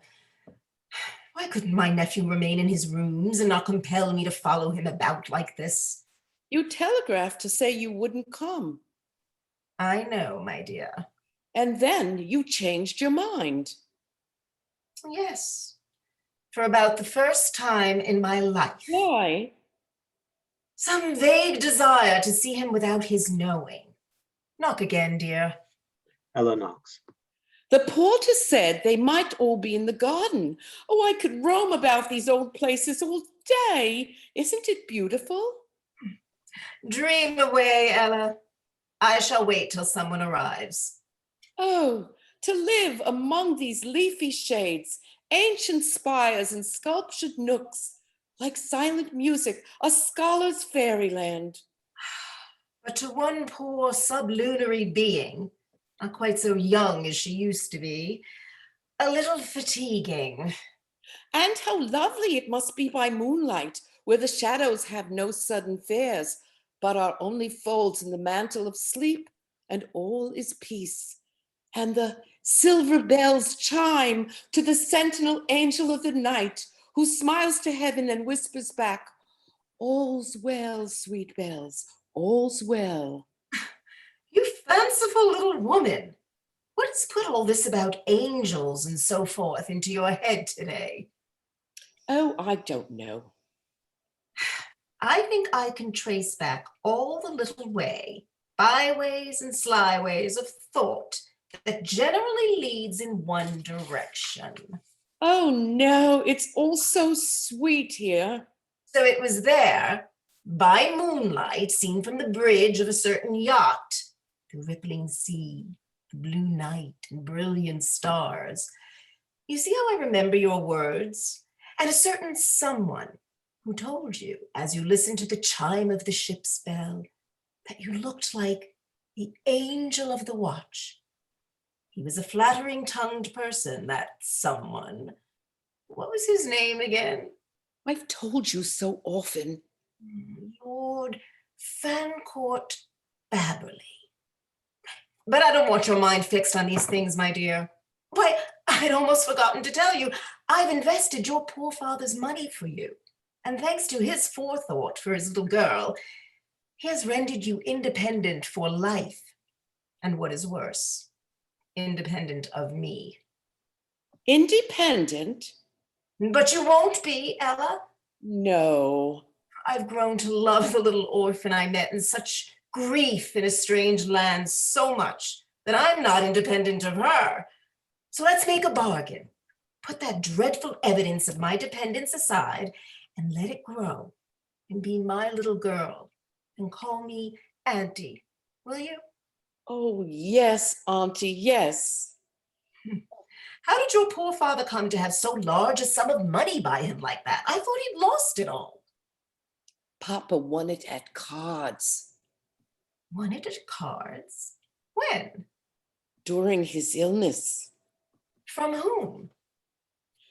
From Lord FANCOURT BABBERLEY. Is Lord Babberley a gambler too? No. Oh. But Auntie, if we ever meet, may I give it back? I don't think he'd take it. Why not? It seems to me he took too much trouble to lose it. But I'm not going to speak for him. I don't want you ever to leave me. Ah, my dear, you've set me thinking now. Have I? What about? Oh, all about someone who... Oh, do tell me. It was before I went abroad to Brazil. I was very young and he was very shy. He never called me the angel of the watch, but he did get as far as a stammering compliment and a blush. And then... And then? Then he was ordered off with his regiment. Without ever? Without ever. Oh, Auntie. Oh, it was at a dance the evening before he went away. And you've never loved anyone since? I was a sentimental young lady in those days. What was his name, Auntie? Frank Chesney. I'm afraid we're intruding. Not at all. The college grounds are open to everyone. I am, so to speak, at home here, merely because these are my son's rooms. Mr. Chesney. Ella goes quietly upstage, turns and watches the scene. And you, pardon my asking, are you, or rather were you, Lieutenant Frank Chesney? I was. And you don't remember me? I acknowledge with regret that I have no recollection whatsoever. It must be more than 20 years since... She turns to Ella, who's come downstage. 20 years? He doesn't remember me. She takes out several calling cards from a card case and looks them through. 20 years is a long time, Auntie. Years? Where was the regiment then, I wonder? Mrs. Beverly Smythe. Everyone's card but my own, of course. Then you've forgotten the day you first embarked for India? No. But you've forgotten the evening before.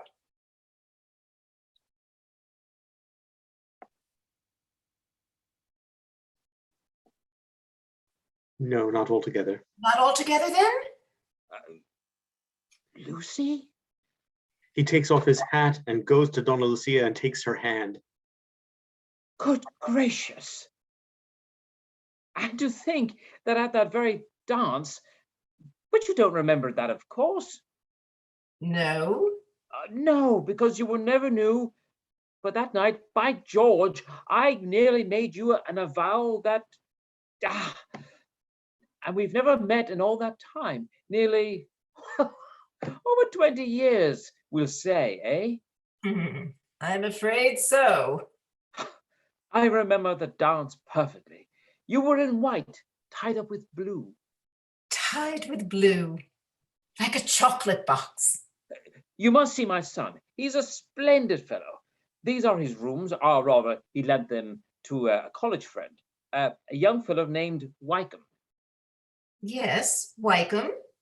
Who is entertaining some ladies, 2 young ladies, and his aunt.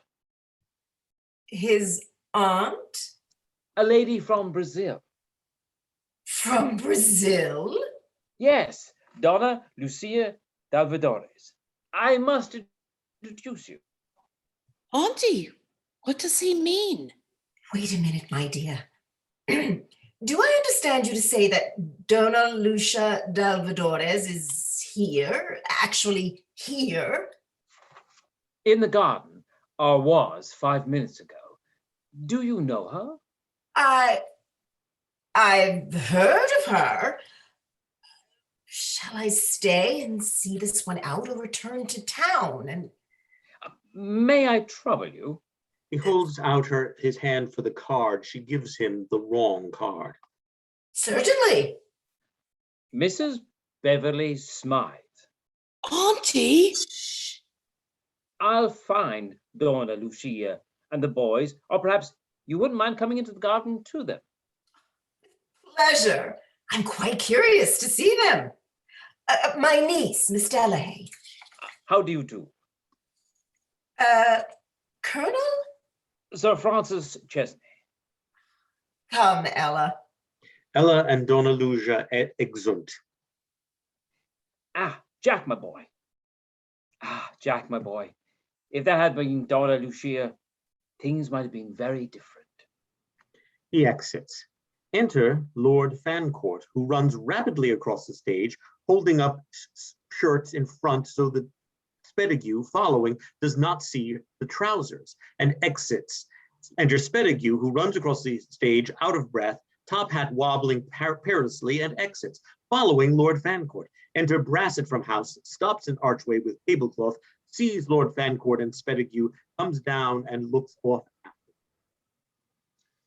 What's his lordship up to with the old gent now? Looks as if they were having a game of some kind. Well, I think it's very dangerous running around like that. Not sure I didn't catch sight of his lordship's trousers. They're Jack and Kitty.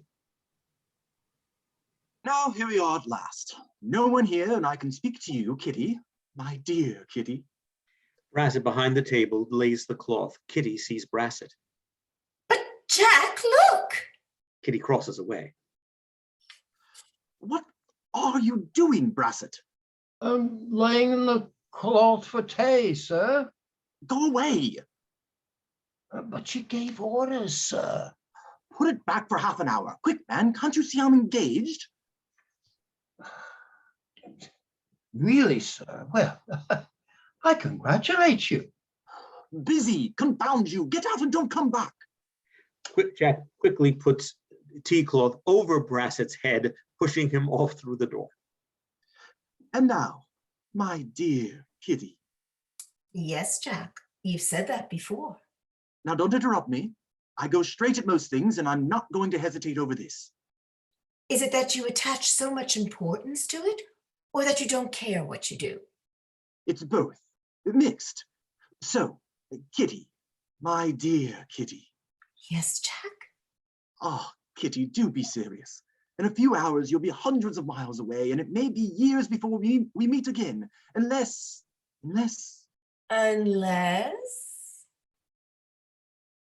What? Will you listen? I can't help myself. I've told you how my father intended me for Parliament and all that. Yes. Well, he tells me now that for the next few years, I shall have to give up all that and earn my own living. Well, that will do you no harm, Jack. Now, that's how I look at it. I've done well up here. I've worked hard, and work tells wherever you are. So I intend to turn to you and come out all right, one way or another. I've broken the ice at last. Dear fellow. I hope they'll keep away. I'm sure I wish you every success. Of course, in time I shall be all right, but the question is, will you wait? Wait? What for? No, I beg pardon. I didn't mean that. Oh, you didn't mean it? No, what I really mean is that before I say anything further, I should like you to understand what I've been telling you. Oh, yes. What was that? Well, to be practical and lay everything fairly before you, my position in life will be something in... The city? Thanks. My home. Suburban? Thanks. Exactly. Transit. Bus or rail? My personal income. Small. My extra income. Precarious. But under certain conditions, my fears would be nil and my hopes tremendous. Now you know all. That's how I stand. He sits. She nods to him in his chair. Oh, that's how you stand. Oh, Kitty. It's my duty to tell her all. The dear fellow. I'll kill anyone who comes now. Well, I hope those happy conditions will be realized to your heart's content. Kitty, my dear Kitty, they will never be realized without you. Without me? Now you're vexed with me. You hate the city. You despise the suburbs. You loathe buses. Why should you say that, Jack? Kitty. As if I hadn't the heart to do what thousands of better girls than I have done. Kitty. As if I couldn't guess all the happy fun that is to be got out of cooking and mending and ministering to the wants and happiness of the man who will work and strive for the woman he loves. Then, Kitty. Try me, Jack, for I love you dearly. You do, Kitty, you do. As much as you love me, Jack. Oh, Kitty. He goes to kiss her. My dear Kitty. My dear Kitty, you're a brick. Jack puts his arms around Kitty and kisses her. Oh, but what about my guardian, Mr. SPETTIGUE? I'll see him at once. Oh, no, that won't do. Won't do? No, I must have his consent in writing. In writing? Why? That he can't retract. You don't know him well enough as I do. Now, there's only one person who can get that written consent for us. So be a good boy and send her to me now, at once. What, Amy? No, Charley's aunt, DONNA-LUCIA. DONNA-LUCIA? But Kitty. Now, don't ask questions, there's a good boy, but send her to me at once while I find Amy. She exits. Where are we now? This can't go on. Enter Charley running. He bangs Jack on the back. I've done it, Jack. I've done it. Done what? I've let the cat out of the bag and told her everything. You fool! What for? Told her what? Well, that I love her. Oh, is that all? Yes, but Jack, she's gone off to find DONNA-LUCIA to get her uncle's consent. We shall be in the dickens of a mess yet. Well, keep cool, man. Keep cool. We're all right up to now. We're all right up to now. Enter Lord FANCOURT running and hides behind Arch. Boys, catching sight of SPETTIGUE, try to look unconcerned. Enter SPETTIGUE. He strolls across the stage humming, out of tune.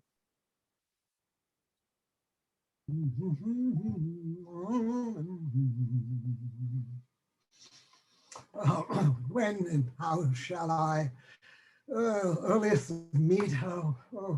What are the words she's first to say to me? He exits. Boys, watch SPETTIGUE off and bring Lord FANCOURT downstage. You'll drag us into an awful disgrace. And a damn good job, too. You don't know the things he keeps on saying to me. He? Who? Why, my mash, old SPETTIGUE. Well, what does he say? Oh, yes, what does he say? No, Charley's too young. He pushes Charley away and whispers to Jack. Charley, looking sulky, tries to hear. Get out, man. That's nothing. No, but it's very embarrassing. Look how well I get on with the girls. Yes, confound you too well. Oh, do I? Jack, I can't live this lie any longer. Now, don't start that. Some lies have got to be lived. Oh, what for? To save confessing them, you duffer. Oh, I wish to goodness you'd bring it all to an end. So do I. I want a drink. We'd be all right if the donkey would only be reasonable and behave like a lady. I know all that, but he can't. He doesn't know how. As it is, the selfish idiot's ruining and spoiling everything. Lord FANCOURT listens to this abuse, looking hurt. I wish we'd asked Freddie Peel now. At any rate, Freddie Peel would have stood by us like a man. Lord FANCOURT starts undoing his dress. Oh, we were fools to trust him. The selfish little beast. Lord FANCOURT lets this dress slip to the ground and steps over it. When you think of all the misery he's put us to. Lord FANCOURT takes off his petticoat and steps over that, looking injured with his hands in his pockets. I feel so infernally indignant I could wring his head off. Lord FANCOURT, downright, turns back to audience, stands grinning, hands in trouser pockets, facing the boys, defying them. He is now in shirt sleeves, waistcoat, and trousers, but still wearing wig, bonnet, and mittens. Look at him now. Lord FANCOURT bolts through the archway, followed by Jack, who picks up the petticoat and exits. Charley picks up the dress and exits, then re-enters. After a second, followed by SPETTIGUE. They comically chase each other around several times, exiting and re-entering.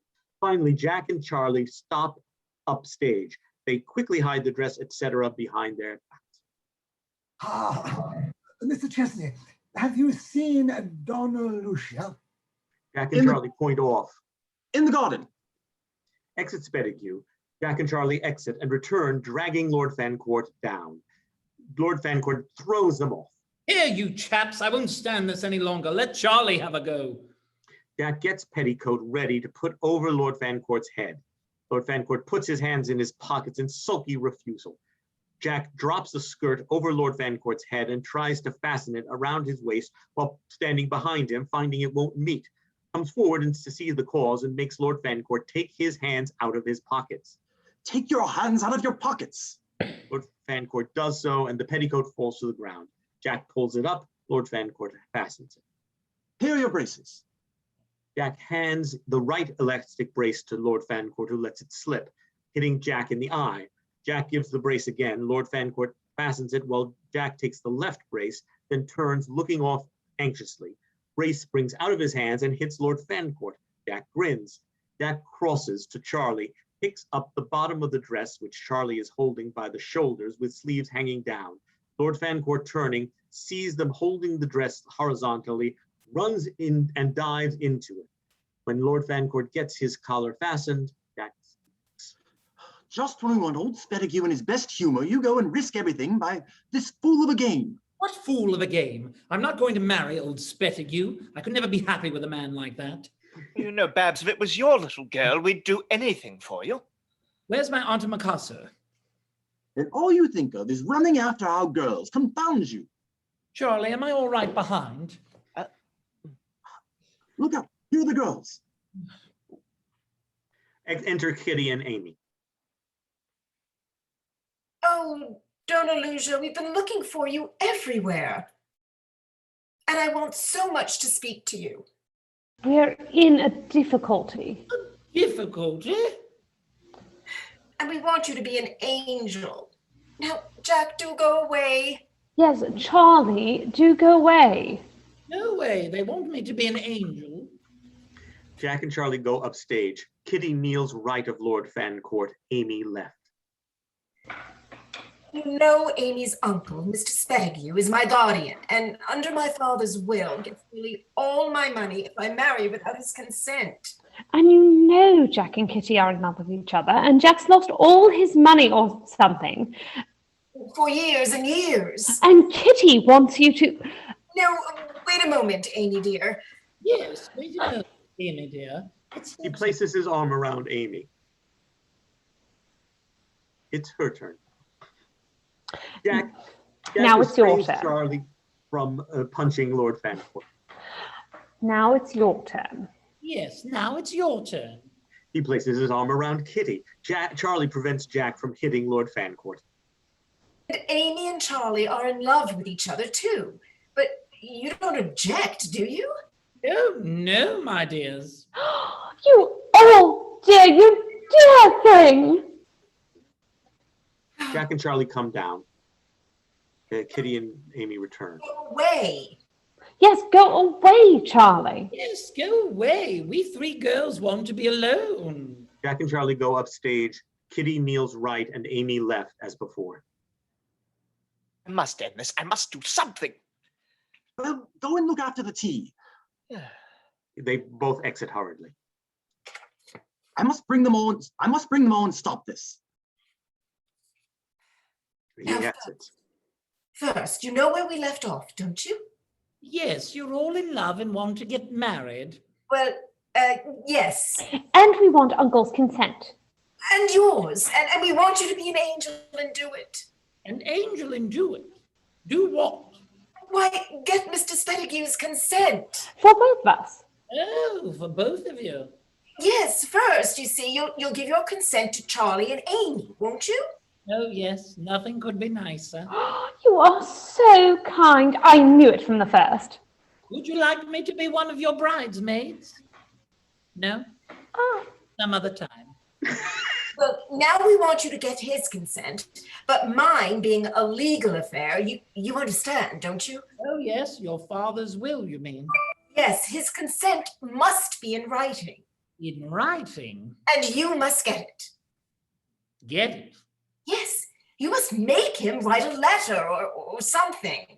Oh, but my dears, I don't have any influence over him. Oh, but you are so clever and so kind. And so rich. Oh, yes, and so rich. I remember I gave half a crown away only this morning. At any rate, you must try. Oh, dear Donna-LUCIA, do say you will try. We are going away. Oh, my darlings, don't leave me. Yes, we're going to Scotland. Scotland, I know, a beautiful country where the whiskey comes from. And you are our only home. Oh, Donna-LUCIA, have you never, ever been in love? Oh, yes, dozens of times. I mean, once in love, always in love, you know. Then you know what it means to us, don't you? I should rather think I did. And you'll get his consent for us, won't you? Well, I'll do my best. But you can't say no now. No, not now. We'll find Mr. Spettigue and send him to you at once. Exit Kitty and Amy quickly. Well, here's a deuce of a mess. Enter Brassett from rooms. Slight pause as they catch each other's eye and smile. Oh, I say, Brassett, can you get me a brandy and soda? Oh, no, here's old Spettigue coming. Enter Spettigue. Ah, there you are, dear Donna-LUCIA. I have been looking for you all the afternoon. Enter Donna-LUCIA. I have so much to say to you. Mr. Spettigue, Mr. Spettigue. Will you introduce me to... How annoying. Why couldn't she have kept away? Oh, certainly, Donna-LUCIA, Miss Buttercup Smith, Donna-LUCIA de Alvadores. How do you do? I'm Charley's aunt from Brazil, where the nuts come from. How do you do? Do you know I'm most interested in meeting you? Really? I knew your late husband intimately. Enter Charley. Lord FANCOURT turns to fly, but is met by Charley in his arch. Donna-LUCIA smiles wickedly. Whatever's the matter, Babs? She knew my late husband intimately. He dashes across, tries to exit. Enter Jack from door that Lord FANCOURT is running to. Well, how are you getting on? Everything's all right, isn't it? Oh, she knew my late husband intimately. The deuce. Enter Brassett from the rooms with tea. Enter Kitty and Amy. Look out, here's tea. What of it? You must entertain. He tucks Lord FANCOURT's arm in his and leads him to the table. Now, Donna-LUCIA, will you pour out tea? No, certainly. What a cruel interruption. We were getting on so nicely. Do we all take tea? You haven't been in England long, have you? Change the subject. Change the subject. Lord FANCOURT deliberately pours tea into Spettigue's hat. No, do you take sugar and cream? No, do you take sugar and cream? Ask her if she takes sugar and cream. Ask her if she takes sugar and cream. Jack catches sight of tea in the hat and Lord pulls at Lord FANCOURT's sleeve. General consternation from all except Spettigue, who does not see the tea in the hat. Lord FANCOURT stops pouring tea in the hat and replaces the tea on the tray. I think I should like a little sugar and cream, Donna-LUCIA. Lord FANCOURT pours cream into the cup and then into the hat, talking to Spettigue meanwhile. Spettigue suddenly discovers tea in the hat, puts a cup on the table and lifts up the hat. My hat, my hat. Oh, I beg your pardon. He makes 3 circular movements with the hat to mix the milk and the tea, opens the lid of the teapot, pours the tea back in the teapot, again without spilling any, hands the hat back to Spettigue. Spettigue takes the hat. Brassett takes the hat from Spettigue, who turns away, wiping his eye. Brassett exits the room with hat. Sir Francis enters and joins Donna-LUCIA. I must keep her in the humor. I must see her alone. I have it. They must come to dinner. After dinner, that's the time for my purpose. Pardon me, but I have a little proposition to make. Yeah. And I can't take no. Re-enter Brassett. Mr. Spettigue's carriage. Exit Brassett. Capital, the very thing. Now, I want you, all of you, to come and stay and dine at my home. Oh, yes, Uncle, how nice of you.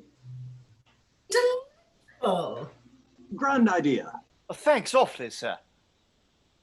Will you return with me in the carriage now, DONNA-LUCIA? I can't. It's impossible. I will take no denial. I want you, all of you, to come. Enter Ella. I have my niece with me, Miss Lehane. Lord Fancourt looks scared and rises. Miss Delahaye? Bring her, delighted. No, I can't. My things. That voice. It is. Lord Fancourt puts the skirt over his head, falls back into Spettigue's arms. Spettigue's catches him. Jack kneels at Lord Fancourt's feet and holds down skirt, hiding feet with the hat. Curtain. Act 3. Drawing room. Spettigue's house. Brassett is discovered with taper lighting candles. Laughter off right. Oh, there they go. Dinner's pretty well over now, and I'll be in here pretty soon. Fancy old Spettigue getting me to come here tonight and butler for him. I suppose he's too mean to have a butler of his own. Well, all I can say is simply marvelous the way his lordship's kept it up. Why, he's played the perfect lady something wonderful. Loud laughter and talking off left. Oh, what's up now? Voices stop. Well, anyhow, worst comes to the worst. I've got his lordship's dress clothes with me. Enter Lord Fancourt quickly. Brassett, get me a fly, quick, I'm going home. Enter Charley and Jack quickly. They catch Lord Fancourt and bring him struggling downstage. Brassett exits right and closing the doors. You've been going all right, you've been going along all right. If you'd only paid more attention to old Spettigue, why did you bolt from the dinner table like that? It's so awfully dangerous and unkind of you, you know. Instead of behaving in a dignified manner as Charley's aunt, here you are going on like some disgraceful old. Go on, finish it. Don't spare me. You can't say I'm drunk anyhow, or if I am, it's for the want of it. Now look here, Babs, this game won't do. I'll think of the girls and the solemn promise you gave to help us for their sakes. Yes, but she wasn't here then. She who? The little girl. What little girl? Delahaye. What? The girl with Mrs. What's her name? Smythe? Yes, Mrs. Butterscotch Smythe's niece. Well, what of her? Oh, she's the little girl I met at Monte Carlo, and this Butterscotch woman is the woman who took her away. And I'm off. Stop him, Charley, quick. Charley turns, stops him, and brings him downstage. You've got us into this deuce of a mess. Well, of all the beastly, ungrateful things to say. What difference can it make now? Why, I want to talk to her. Talk to her? What about? I want to tell her what you fellows have been telling your girls. Hang it, I'm just as much in love as you are. Jack, they'll hear everything. Was there ever such an idiot? No, there never was. Look at me, I'm a disgrace to my sex. Well, if the worst comes to the worst, we'll take the bull by the horns and be done with him. You can take by the bull by the tail for all I care, and what's more, you can tell those confounded girls of yours to leave off kissing me before her. I won't stand it. Don't shout, you idiots. We'll make some excuse. Say she's ill, put him in a fly and be done with him. And Charley, you can make some excuse to Miss Verdun for me. Miss Verdun, what have you got to say to Miss Verdun? Come, out with it. Haven't I promised to get old SPETTIGUE's consent in writing, you idiot? You're as helpless as a couple of babies. You want your mothers with you. Voices heard off right. This way, madam. They're coming. Jack drags Lord Fancourt back and pushes him onto the ottoman. Here, sit down, quick. BRASSETT enters doors and shows in the ladies. Enter DONNA-LUCIA and Ella in full evening dress.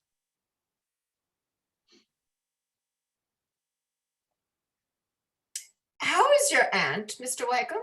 We were afraid she might be ill. Yes. Is there anything the matter? Auntie's been a little upset by the heat of the dining room, that's all. The heat? I found it rather cold. Yes, Charley means that, cold. You see, DONNA-LUCIA's lived so long in a warm climate. Won't you try Auntie's smelling salts? They're so good. Thank you. She's often like this, isn't she, Charley? Jack shoves the smelling salt bottle under Lord Fancourt's nose. Lord Fancourt sneezes with the violence of the smelling salts. Enter Amy, followed by Kitty.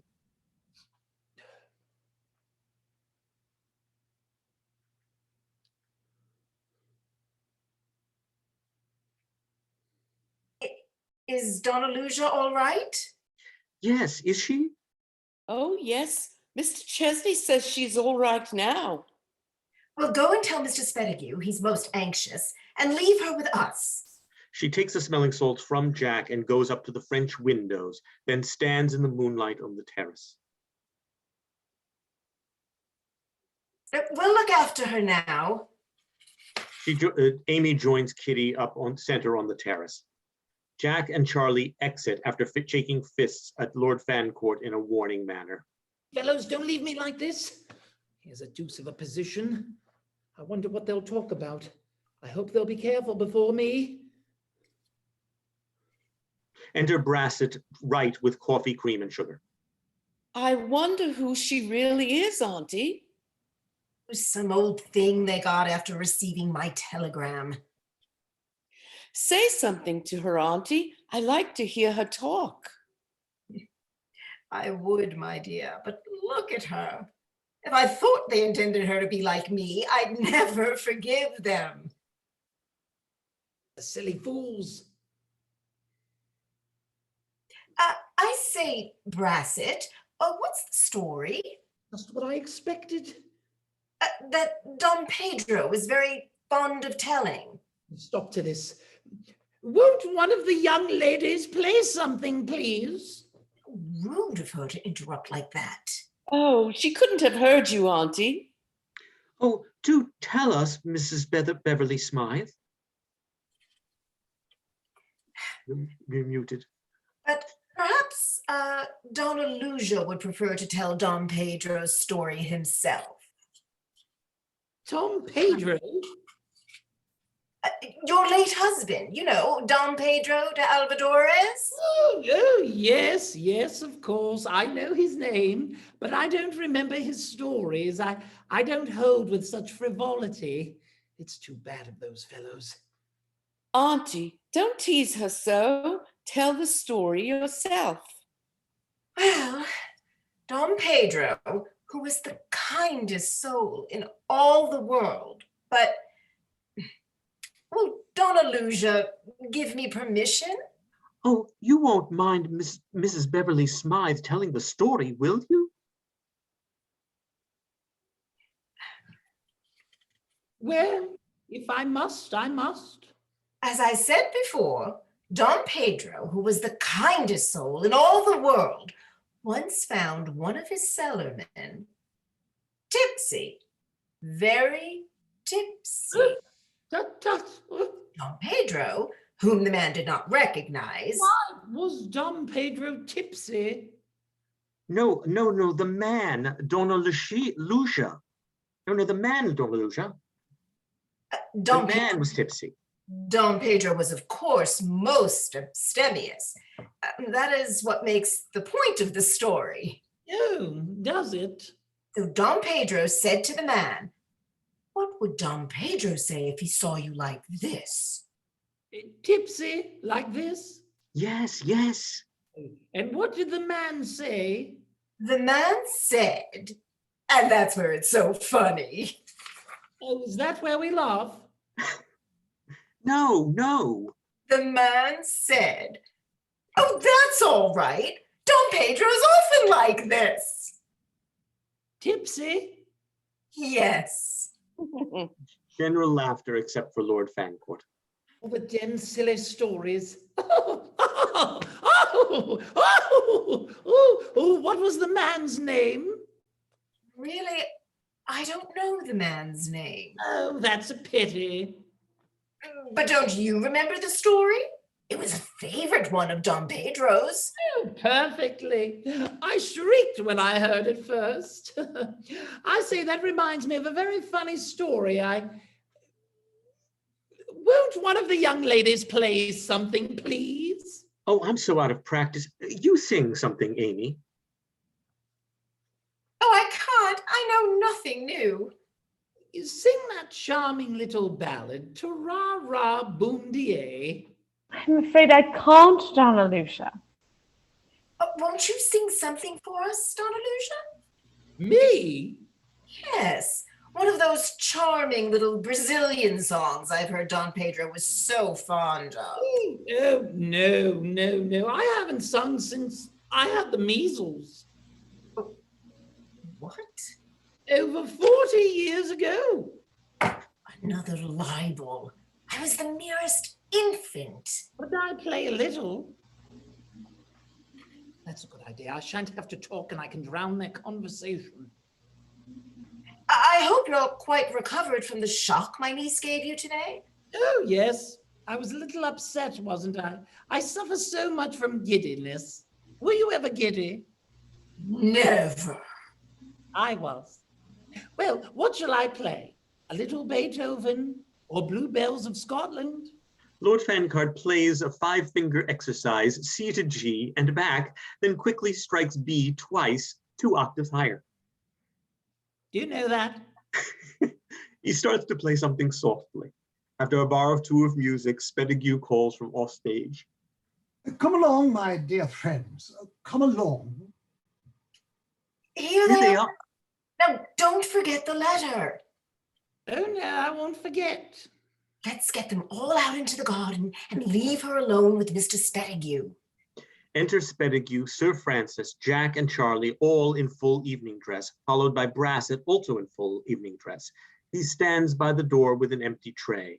SPETTIGUE comes center and stands as though entranced by the music. Charming. Charming. Lord Fancourt stops playing, twirls round on the stool, and almost overbalances. SPETTIGUE saves him from falling. Then Lord Fancourt sits staring at Ella on the sofa left. Bring the cigar, BRASSETT. Unless the ladies, Mrs. Beverly Smythe, Donna-LUCIA, do you object to... Smoking? No, I like it. It kills the insects and things. He sits staring at Ella again. Exit BRASSETT. Look at him, Jack. What's he doing? Staring at her like he did all through dinner. The fool. Must make an opportunity to see her alone. It's a sweet evening. Perhaps some of you may care to enjoy a cigar in the garden. No, thank you, sir. It is a sweet evening. You've been enjoying yourselves. It's capitally, Miss Verdun. We heard the music. Yes, Donna-LUCIA has been playing for us. How charming of you, Donna-LUCIA. What should we have done without your dear aunt, Charley? Oh. Don't groan like that, you idiot. Are you fond of music, Mr. SPETTIGUE? I hope to be. Lord Fancourt puts his hand on top of the piano. SPETTIGUE covers it with his own. Lord Fancourt draws his hand away and slaps SPETTIGUE's hand with it. Why, are you going to take lessons? What's he looking at me like that for? Like a boiled owl? Dad, I'm glad you know about Kitty now. She's a splendid girl, isn't she? I like her very much, I must say, Jack. You've taken a load off my mind, Dad. I thought I was quite without means. Not altogether, my boy. And you've thought this matter well over. Night and day, Dad, ever since I first met her. It's a serious step, you know. A serious step. Now, don't forget, in writing. Amy, let's get them all out into the garden. You take Charley. I'm glad I told the Dad now. But why don't you listen to reason? Of course I'll listen to reason, but where is the letter? Ah, I remember. I have not written it as yet. Not yet? Well, we must find an opportunity to talk it over alone. Yeah, that will be nice.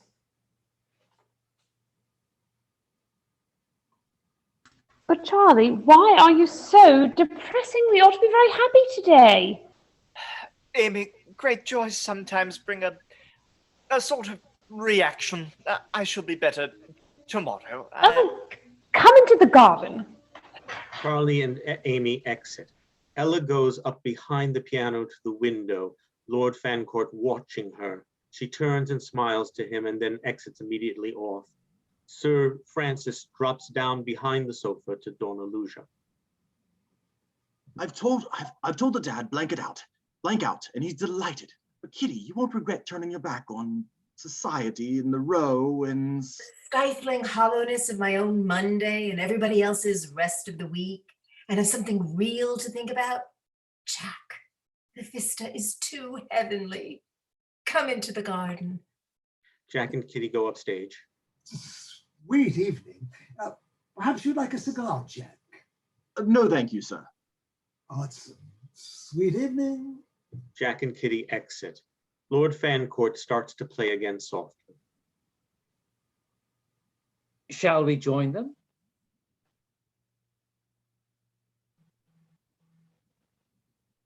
Yes, it's a charity to leave those two people alone. Indeed, why? Only a little matchmaking mischief, that's all. On SPETTIGUE's account? No, on DONNA-LUCIA's. DONNA-LUCIA and Sir Francis exit. SPETTIGUE goes to window, watches them off. Lord Fancourt rises and hides behind the piano. They've gone. Lucia? They've gone. SPETTIGUE looks about astonished, goes towards the door right. Lord Fancourt strikes top note sharply on piano and retires quickly. SPETTIGUE turns. Lord Fancourt bobs up from behind the piano. Aha! Aha! There you are. Lucia, how I have longed for this moment. He's at it again. Lucia, I must speak to you. No, I am very angry with you. Lucia, you warned me. Don't say that. SPETTIGUE pats Lord Fancourt's hand. Lord Fancourt snatches it away. But I do say that after the promise you made me to treat me like this. Promise? The consent you promised in writing. Lucia, how can you when we have so much to say that more nearly concerns ourselves? Lord Fancourt pulls his hand away and smacks SPETTIGUE's hand. SPETTIGUE rubs his hand. No, we have not. You don't know me. I'm no ordinary woman. Lucia, I beg of you to listen to me. I'll listen to you with pleasure, but where is the letter you promised me? Will you hear me, Lucia? I'll hear you with pleasure, but why won't you give me the letter? Lucia, do I deserve this? Deserve 6 months, the old idiot. Lucia, you're a puzzle, an enigma. How dare you? Until you give me the letter, all is over between us. Lucia, that decides me. I go to my room, a brief moment. With full consent and signed, don't forget. Then say you will be mine. I'll say anything you like. Don't be too long in the study. Darling. SPETTIGUE exits. That's all right. Oh, I say, what devil women are. It's too bad of those fellows. I shall be an old woman for the rest of my life. I haven't had a drink or a smoke all day. He catches sight of the cigar box on the table. By George, here's a find. Oh, I wonder how long he'll be. Hanged if I don't chance it. He lights the cigar with a match, which he strikes on his boot and puffs vigorously. Beautiful, beautiful. Enter DONNA-LUCIA with Ella. She's smoking. Ella comes down right of Lord FANCOURT. He is startled, draws in a large mouthful of smoke, then hides cigar in placket hole, holding lighted end reversed in palm of his right hand, mouth full of smoke, looks from DONNA-LUCIA to Ella, and then straight ahead in agony, holding smoke first in opposite cheek to each one he looks at, then in both cheeks, screwing up his eyes, almost bursting. Auntie, did you find it chilly? Yes, my dear. I thought I'd get a wrap of some kind. Well, I'll go upstairs and get you something. I know where your things are. He goes to the door, turns, looks at Lord FANCOURT and exits. Lord FANCOURT looks after her. He blows out smoke and tries to wave it away. Are you alone? Yes, I'm all alone. And so sad. Dear me. A dreadful smell of smoke. Yes, I noticed it myself. He goes up quickly upstage, takes cigar out of placket hole, and unseen changes it into his left hand. I'll go and find out who it is. No, don't go. I Lord want to FANCOURT talk turns, holding the cigar behind his back. about your late husband, Dom Pedro. Oh, that will be nice. Do you know, when I met Dom Pedro, he told me he had no wife. The wicked storyteller. Ah, but he was a cruel husband. The Dom Pedro I knew was noble, kind, and gentle. That was his father, the old gentleman with the white mustache. I never knew such effrontery. Do you know, DONNA-LUCIA, I'm surprised you don't indulge in the habit of smoking. So many Brazilian ladies do, you know. To tell you the truth, that's what I was doing when you came in. Then pray, don't let me interrupt you.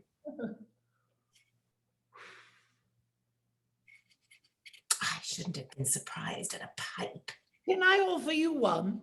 No, thanks. Will you have a drink of any kind? No, thanks. Oh, DONNA-LUCIA, pardon my curiosity, but have you any children? Only a few, none to speak of. Re-enter Ella with wrap. Here's your wrap, Auntie. Lord FANCOURT puts cigar and coffee cup on piano. Thank you, dear. I am going into the garden. I fancy Sir Francis has something to say to me. And it's rather chilly. Better stay in. Lord FANCOURT steals a look at Ella about to exit and goes slowly to the window. Auntie said we weren't to hint about knowing she's not Auntie. I'm sure she's only doing it to oblige them. She sees Lord FANCOURT about to exit through the window. Oh, don't go, please.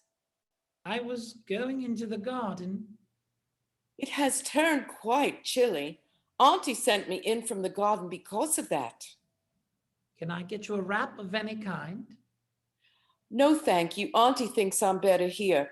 I've been ill, you know. Oh, but I didn't know. Oh, I'm all right now, of course, if I take care. Yes, you must take great care.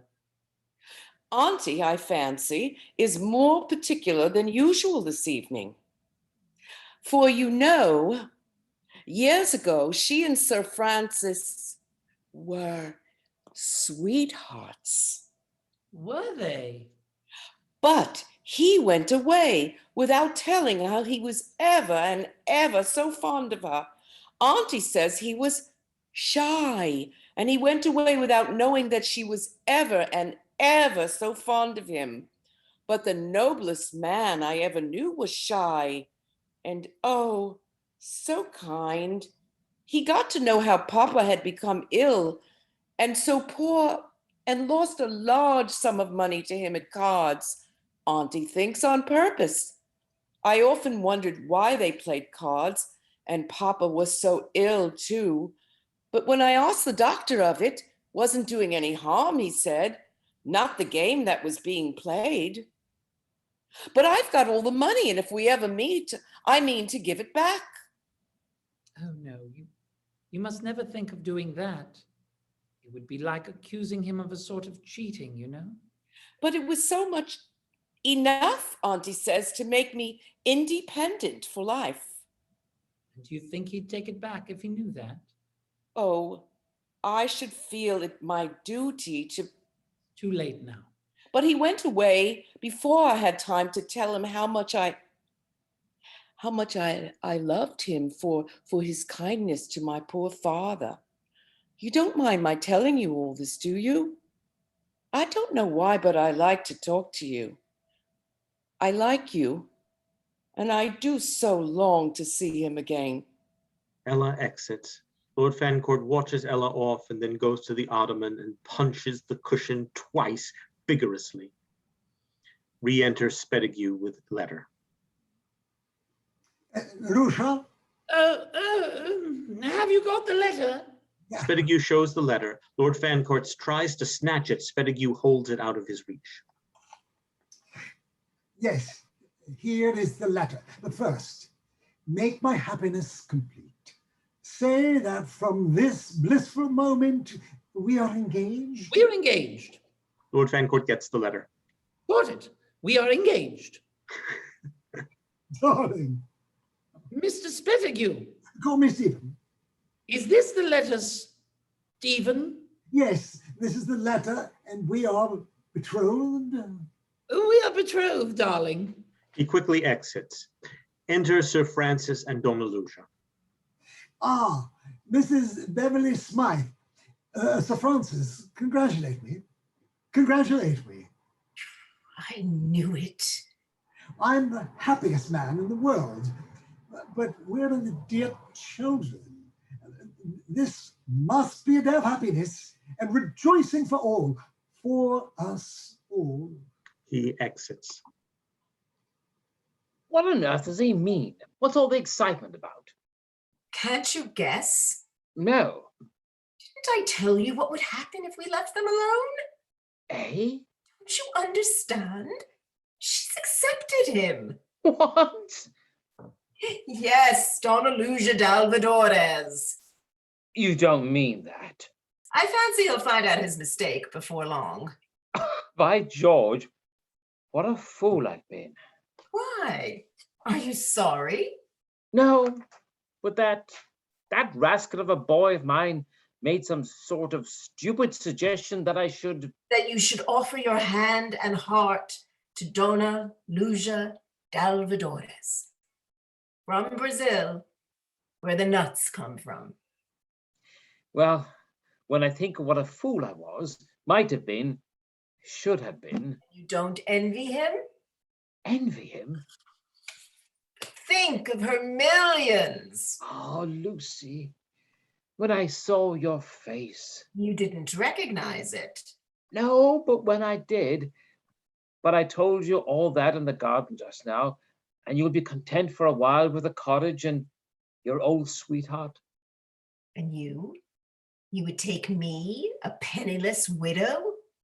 Nothing could make me happier. Frank. Lucy.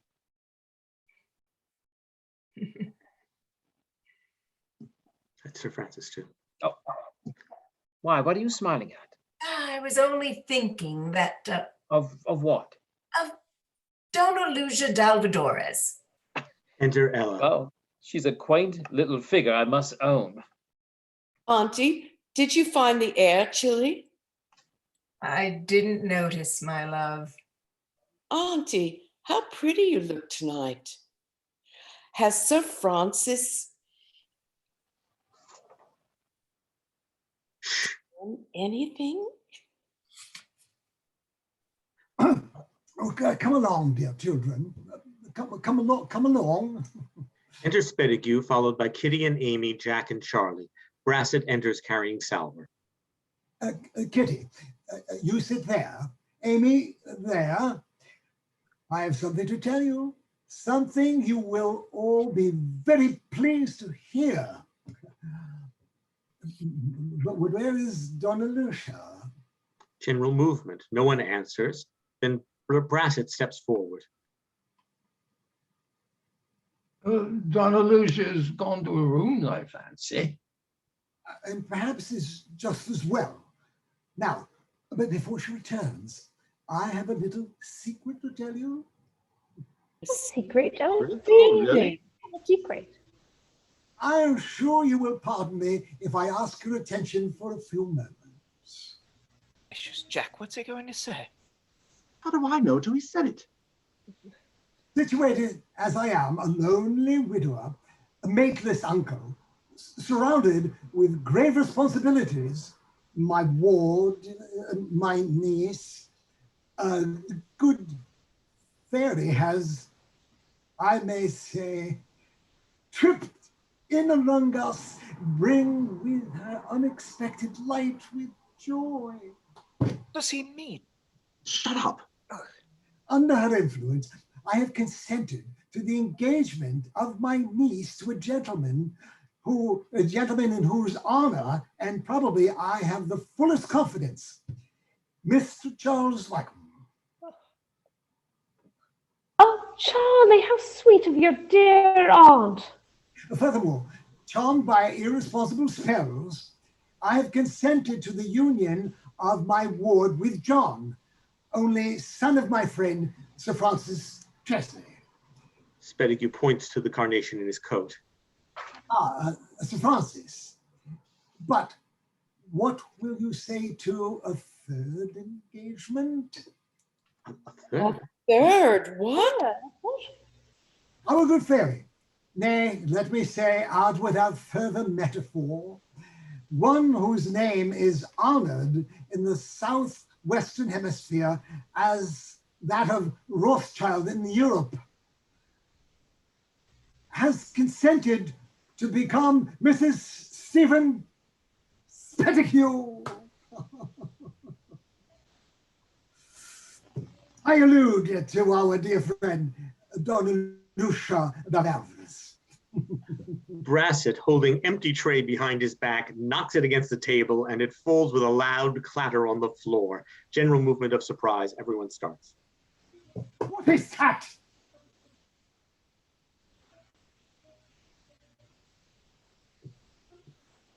Beg pardon, sir, the tray, sir. Be more careful, Brassett. Brassett picks up the tray. Uncle. Be more careful. Nothing could please me more than... Mr. SPETTIGUE, I can listen to this ghastly farrago no longer. Look at him, sir.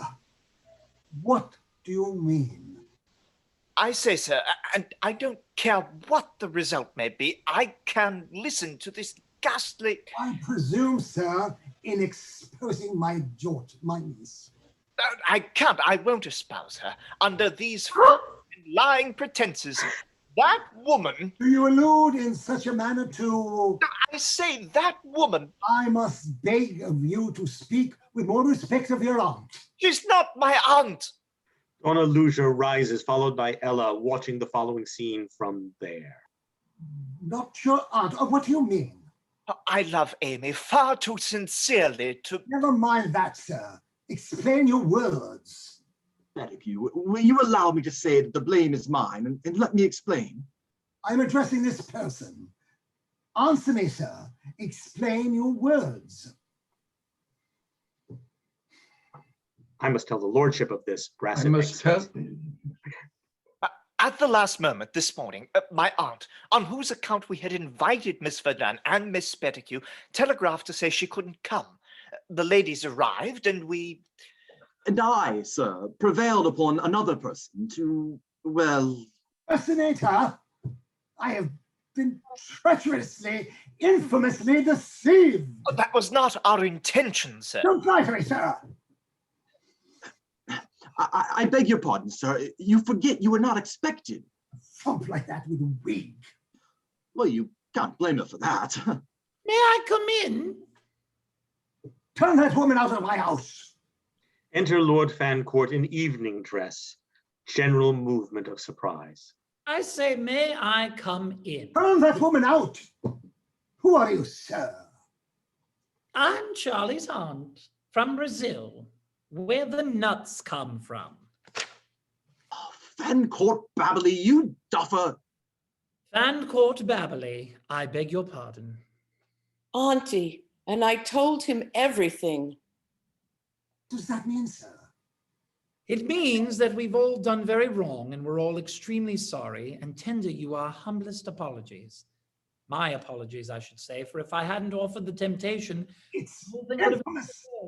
been Infamous. And if Where did that document obtained from me under those fraudulent pretenses? Oh, the letter. I have the letter. He produces it. It's mine, mine.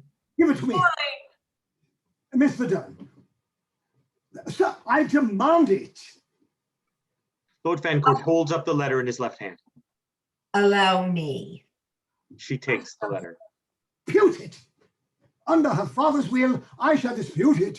This letter is addressed and has been delivered to DONNA-LUCIA d'Alvadores. But he is not DONNA-LUCIA d'Alvarez. No, but I am. You? You? Lucy? my aunt. You will pardon me if I retire. As for you, sir, I shall inquire from the authorities, your college, in the morning.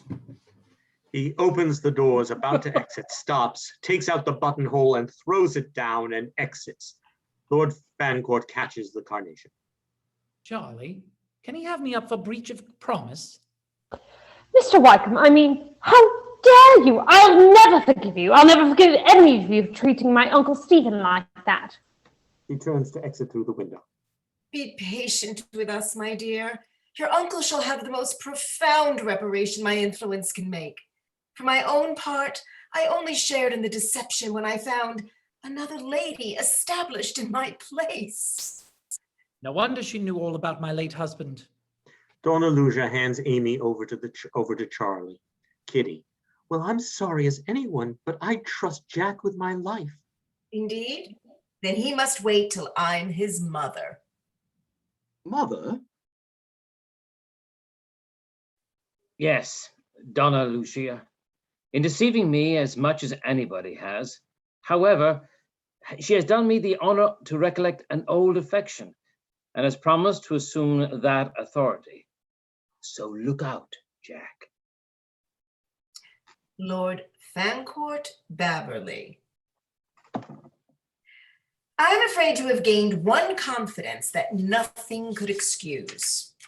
I know, and I reproach myself beyond expression.